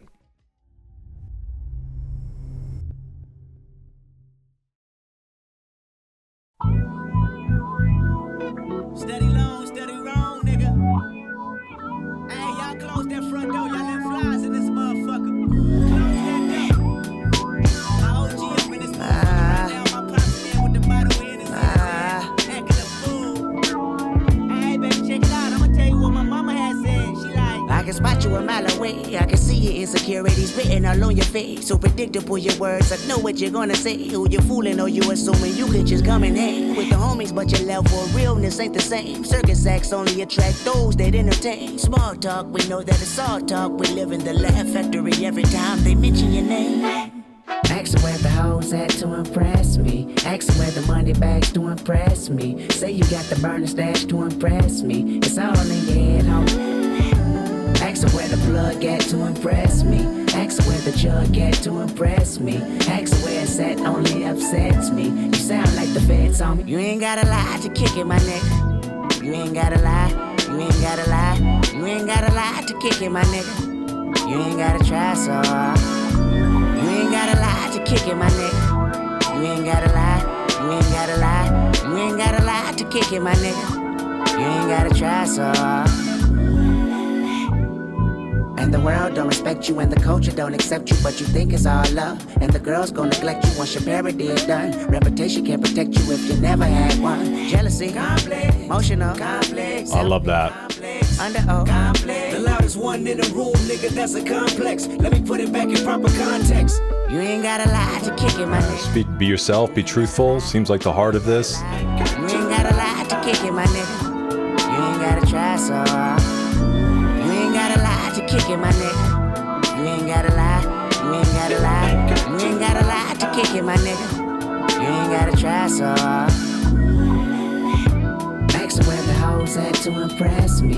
Ask where the money bags to impress me. Say you got the burner stash to impress me. It's all in your head, homie. Ask where the plug at to impress me. Ask where the jug at to impress me. Ask where it's at only upsets me. You sound like the feds on me. What do you got to offer? Tell me before we off here. Put you deep in that coffin. Been allergic to talking. Been aversion to bullshit and sell a dream in the auction. Tell me just who your boss is. Niggas be fugazi. Bitches be fugazi. This is for fugazi. Niggas and bitches who make habitual line babies. Bless them little hearts. You can never persuade me. You can never relate me to him, to her, or that, or them, or you.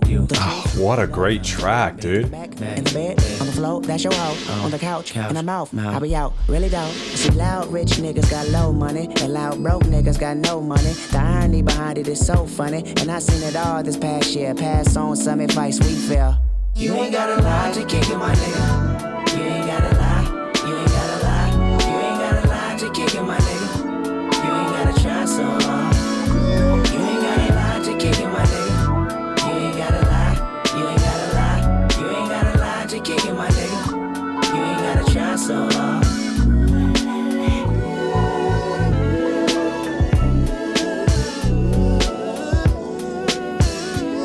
They really left some breathing room at the end of these last two tracks.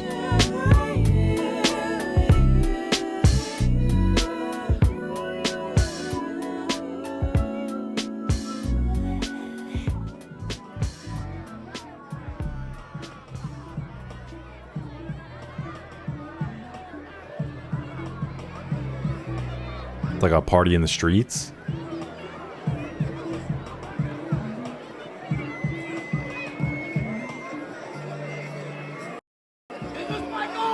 Oh, let's just let it play. Turn the mic up. Come on. Is the mic on or not? I want the mic. We bringing up nobody but the #1 rapper in the world. He done traveled all over the world. He came back just to give you some game. One, two, what's happening, fool? This is fun. I done been through a whole lot. Tried tribulation, but I know God. The devil wanna put me in a bow tie. Played at the holy water, don't go try, yeah. As I look around me, so many motherfuckers wanna down me. But enemy gon' never drown me. In front of a dirty double mirror, they found me. And I love my, I want you looking at me. Tell me what do you see? I love myself. I put a bullet in the back of the head of the police. I love myself. Illuminated by the hand of God, boy, don't seem shy. I love myself. One day at a time. They wanna say it's a war outside, bomb in the street, gun in the hood, mob of police, black on the corner with a line full of fiend and a bottle full of lean and a mother wanna scheme. These days of frustration keep come to the front. Yeah, I duck these cold faces, post up feet, fight for bases. Dreams are reality's piece. Blow steam in the face of the beast. Sky can fall down, we can cry now. Look at me, motherfucker, I smile. I love myself. And when you're looking at me, tell me what do you see? I love myself. I put a bullet in the back of the head of the police. I love myself. Illuminated. All y'all come to the front. Y'all come up to the front. Baby girl, you, come on. Crazy. What you gonna do? Lift up your head and keep moving. Turn the mic up. It's the fashion police, I wear my heart on my sleeve, let the runway start. You know the miserable dealer company. What do you want from me and my skies? Everybody lack confident, everybody lack confident. How many times my potential was anonymous? How many times the city making me promises? So I promise this nigga I love myself. I want you looking at me. Tell me what do you see? I love myself. I put a bullet in the back of the head of the police. I love myself. Illuminated by the hand of God, boy, don't seem shy. I love myself.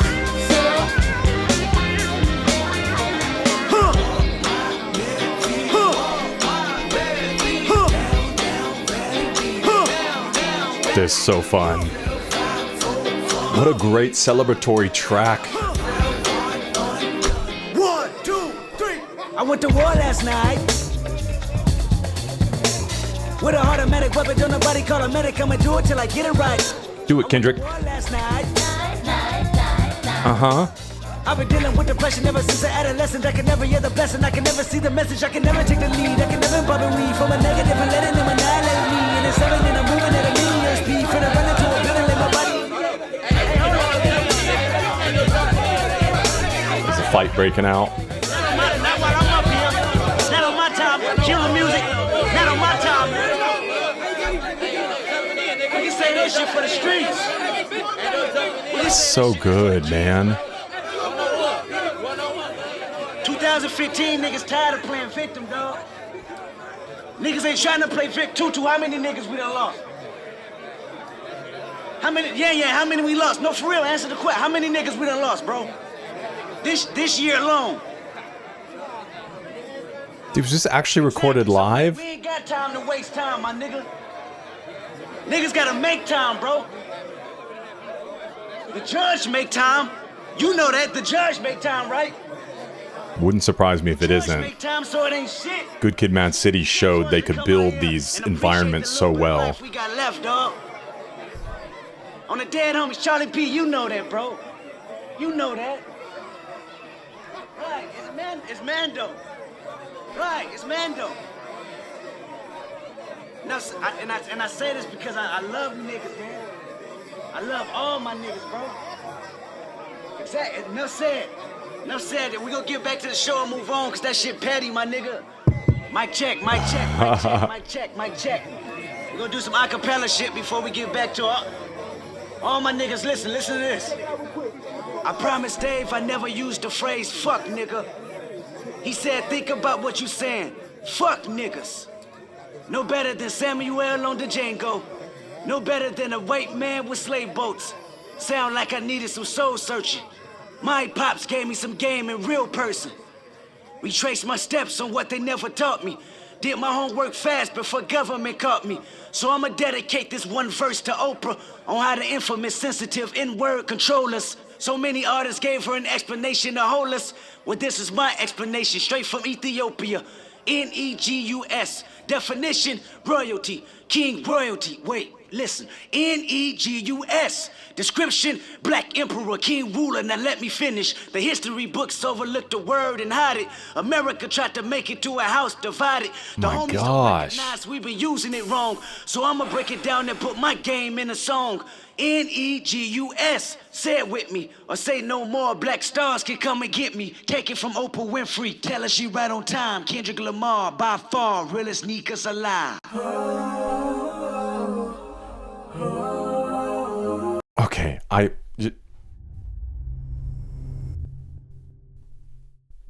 want to let it just play, but we're going to go in, we're going to soak the closing track in together. Oh my gosh, dude. Oh my gosh. I don't want to bring other rap artists and things into this because I don't think that's what it's about, but if we had to have a conversation,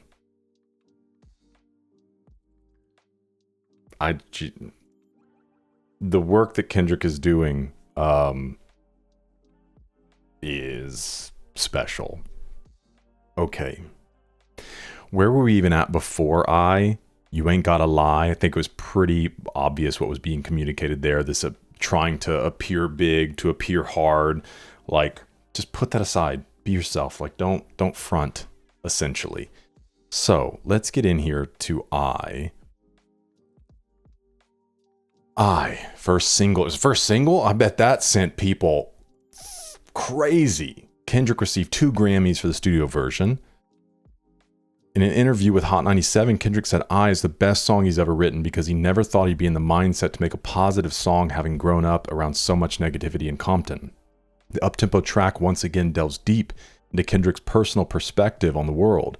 While premiering the track on LA Power's 106, Kendrick explained the song is about self-expression, inspired by the lack of self-love on the streets of Compton. Though To Pimp a Butterfly revolves around spiritual turmoil, self-doubt, as well as negative temptations, the song offers redemption. The mixing and production on this version emulates a live performance as opposed to the clean production on the single. The track further explores subjects he already covered, personally explained on Genius in his song Real from Good Kid, Mad City. But what love got to do with it when you don't love yourself? Yeah, what I was saying about that is like, it could definitely sell for like him having actually just done this in a live performance, you know?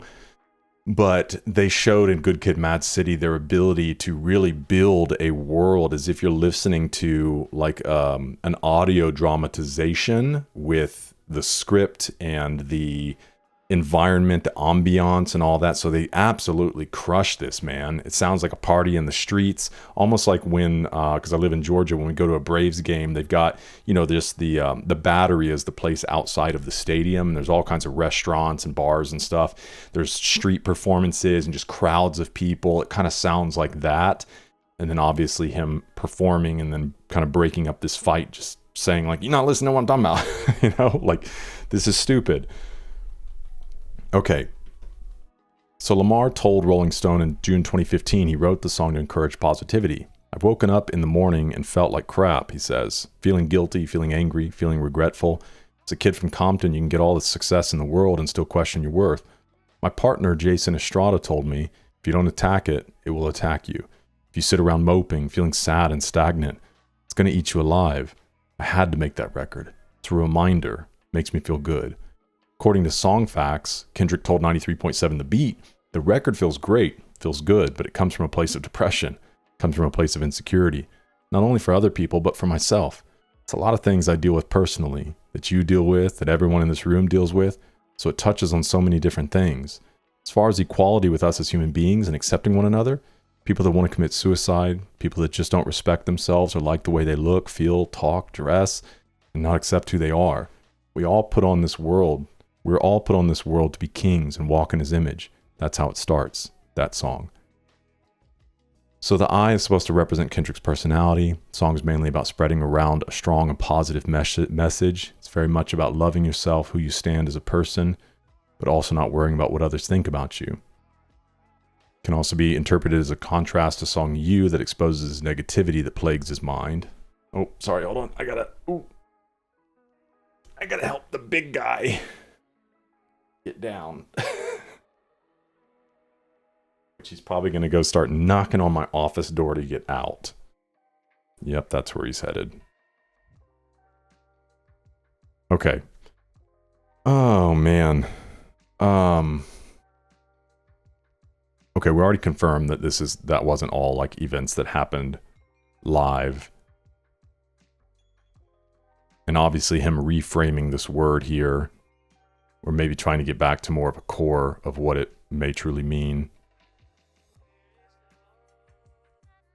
Man. Crazy. Okay, let's see how he wraps up this absolutely monumental album. This is Mortal Man.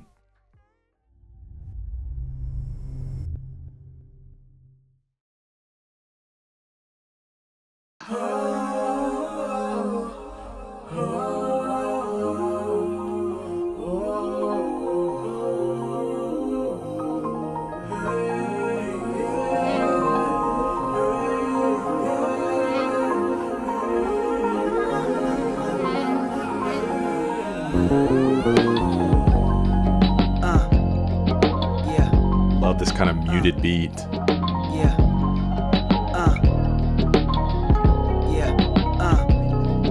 The ghost of Mandela, hope my flow stay propelling. Let these words be your earth and moon, you consume every message. As I lead this army, make room for mistakes and depression. And with that being said, my nigga, let me ask this question. When shit hit the fan, is you still a fan? When shit hit the fan, when shit hit the fan, is you still a fan? When shit hit the fan, is you still a fan? The ghost of Mandela, hope my flow stay propelling. Let these words be your earth and moon, you consume every message. As I lead this army, make room for mistakes and depression. And with that being said, my nigga, let me ask this question. When shit hit the fan, is you still a fan? When shit hit the fan, is you still a fan? Won't you look to your left and right, make sure you ask your friends. When shit hit the fan, is you still a fan? Do you believe in me?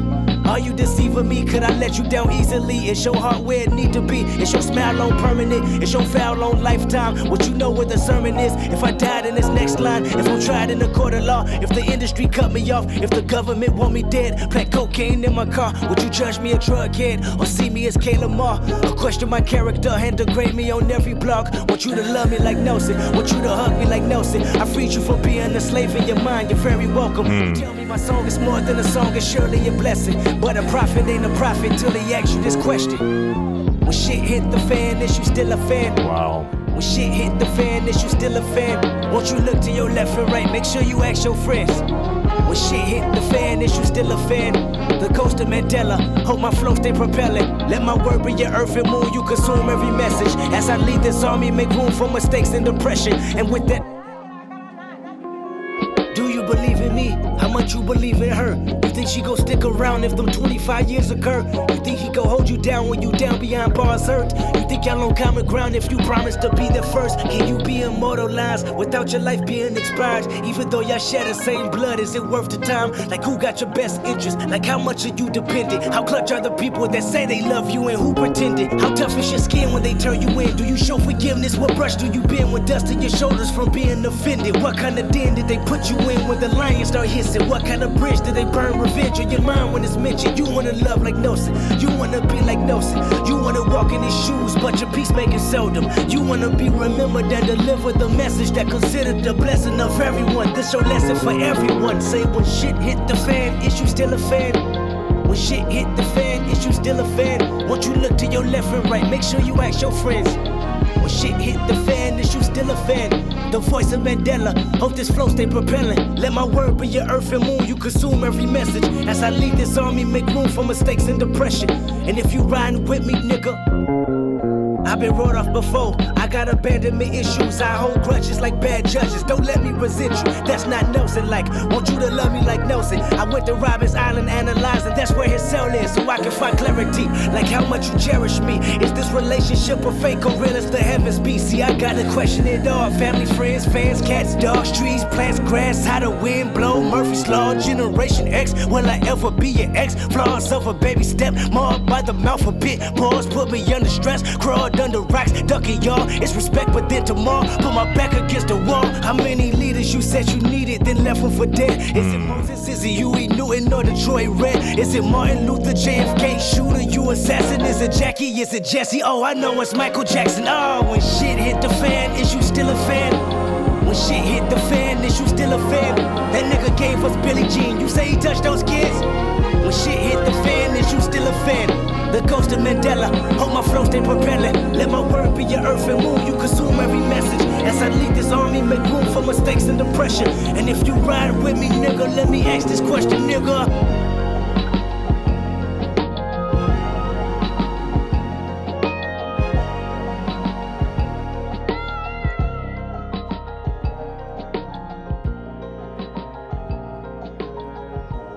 I remember you was conflicted, misusing your influence.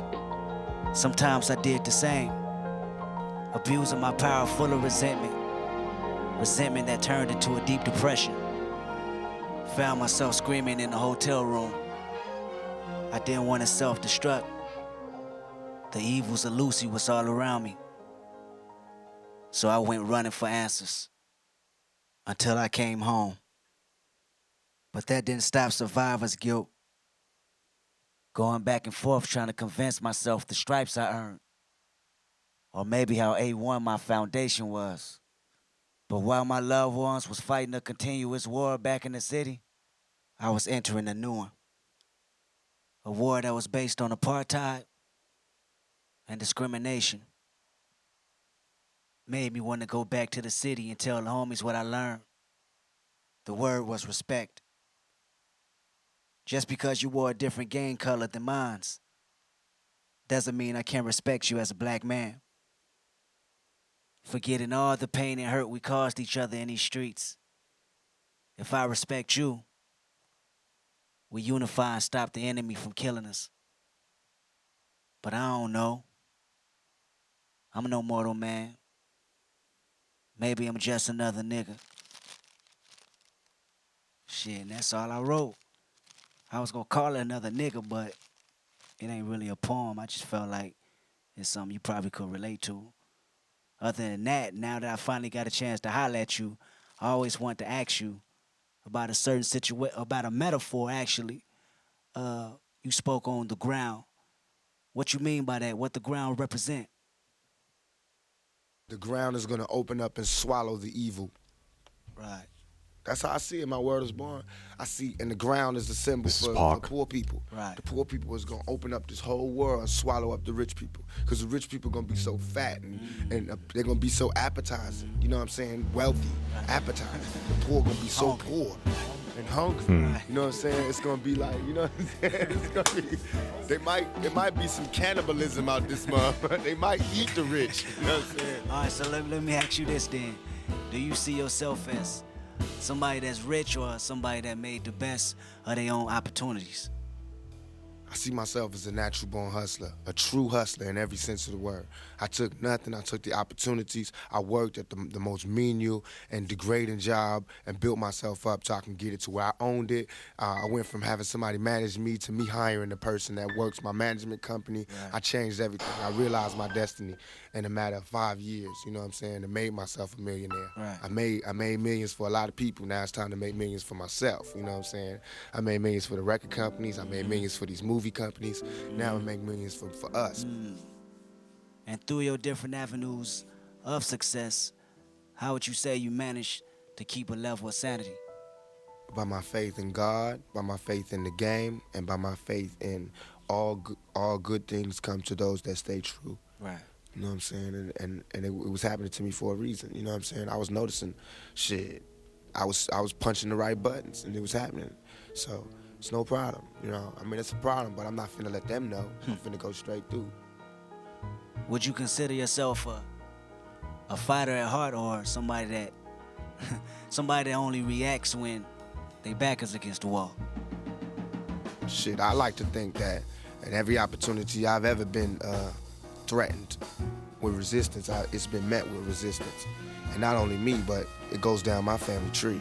You know what I'm saying? It's in my veins to fight back.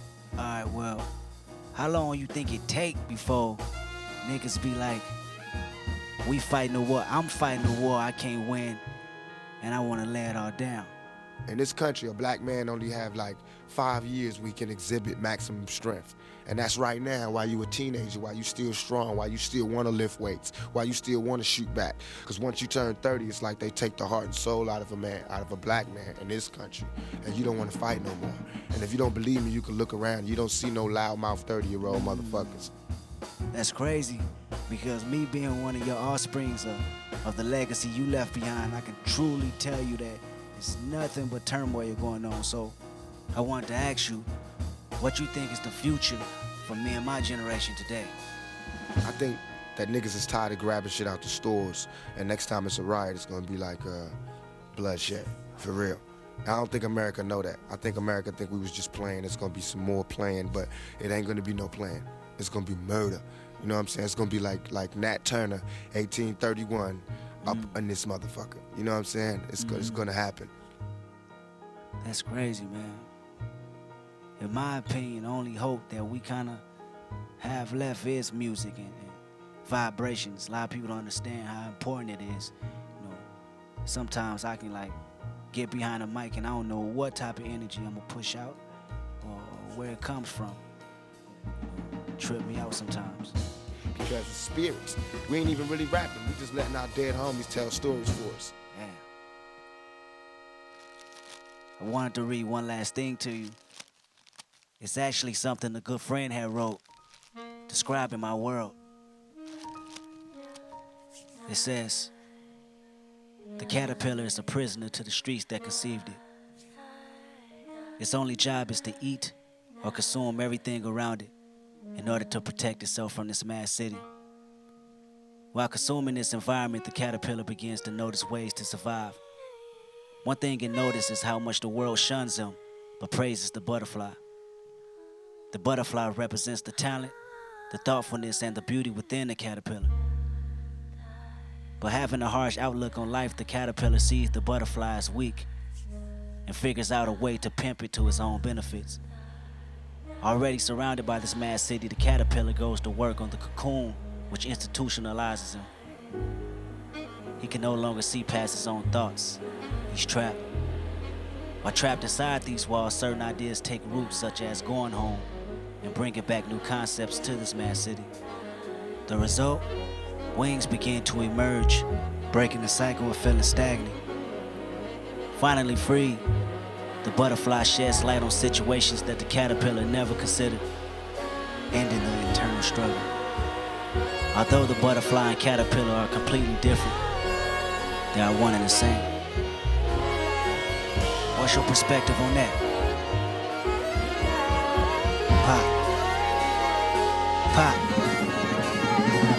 Pop.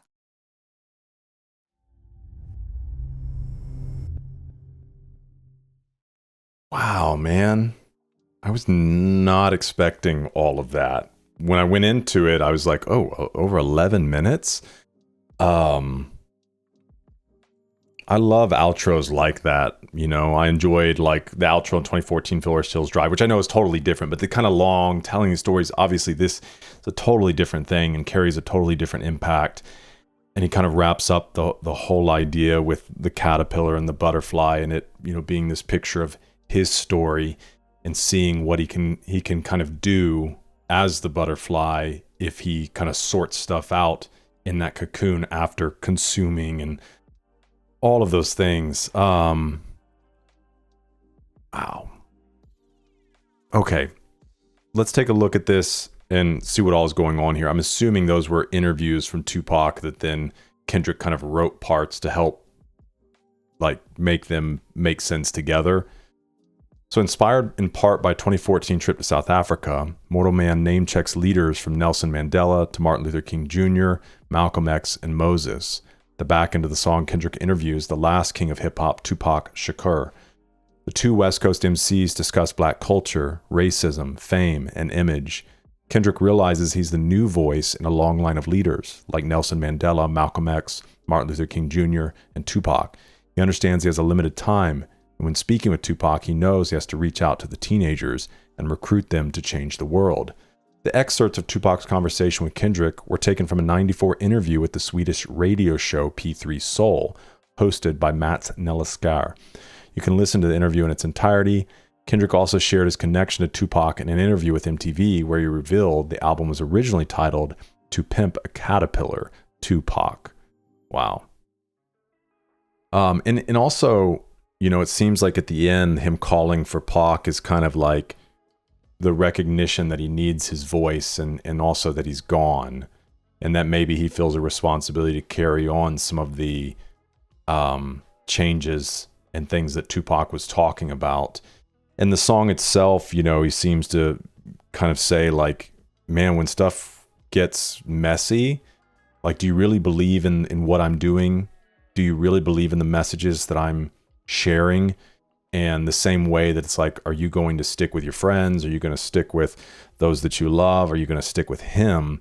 And the figuring out what's love versus what's pretending. And, you know, there's several biblical references in the album. So even the side of like with Jesus, it's kind of like, you know, the celebration of Palm Sunday is Jesus riding into Jerusalem on a donkey and the people yelling Hosanna, which means a savior, the Messiah. And then it's a week later, they're screaming, crucify him. And so when their back's against a wall, when the winds shift, are you going to kind of shift too, or are you going to stick with him? And also saying, make room for mistakes and depression. Like, I'm not a perfect person is what he's saying, but I feel strongly about what I'm trying to accomplish. Is you got to stick with me, even though I'm going to make mistakes. So Kendrick explained, I felt that pressure in Compton, looking at the responsibility I have over these kids. The world started turning into a place where so many were getting no justice. You got to step up to the plate. Mortal Man is not me saying I can be your hero. Mortal Man is questioning, do you really believe in me to do this? In an interview with Rob Markman, Kendrick said, the answers that Pac is giving are answers for today. The world's got to hear this. They got to hear it on a major scale. Got that opportunity, and I give love and I give thanks to his mother for allowing me to use her son's vocals in a positive light. In the outro, Kendrick simulates a conversation with Tupac using audio from the interview. The interview took place 2 weeks before Tupac was shot 5 times at Quad Recording Studios. This is produced by Soundwave and Thundercat. Some deep stuff. The end, Kendrick calls out to Pac, but he's not there anymore. He's left us. He's left us to find our own answers. We can't look to the past for everything. We have to be the ones we've been waiting for. That's a really cool picture. Me when I finish listening to the interview. Kendrick ain't a rapper anymore. He's a messenger of our time. And I think that's fitting to move into kind of closing comments. Because, like he even said earlier, I think he is a literate writer. He is a poet. He is a philosopher. And I think there's a place for everybody in music, because you need the things that are just enjoyable to listen to that kind of disconnect you from what's going on in the world. But in the same sense, you kind of have like fiction writing, which sometimes, you know, fiction imitates reality. And so there's plenty to gain from fiction books, but sometimes you like just mindless reading. Sometimes you like mindless watching. And I think that's needed. And then you also need the philosophers. You need those that are championing important things to help us pay attention to the things that really matter. And the way that he's able to do that through music and through dope songs as well is really, really cool, man. His work's really meaningful. I learn a lot from Kendrick. You know, he introduces me to a lot of things that I haven't thought about or known about. Names, situations, even books. You know, I want to look up that book, The Black or the Berry. So, absolutely triumphant work. Should be celebrated and applauded, and I think that it was. I know it means a lot to you as well, so thanks for hanging out with me for this one. Let me know your thoughts in the comments. Love to have conversation with you there.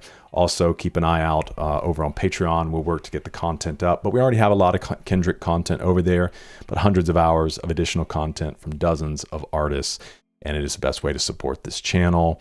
And lastly, remember that vinyl.com, whom I'm an affiliate with, is wanting to give a $50 credit to any of you out there, to one of you out there, so that you can go spend it on, maybe you want to buy this on vinyl or CD, but just leave a comment, subscribe, leave a comment of what album you might buy or what music you'd be interested in getting, and give this video a like, and we'll choose somebody here soon to send that $50 credit over to. Thanks for hanging out with me for this one. I hope to see you in the next one, because we're eating good.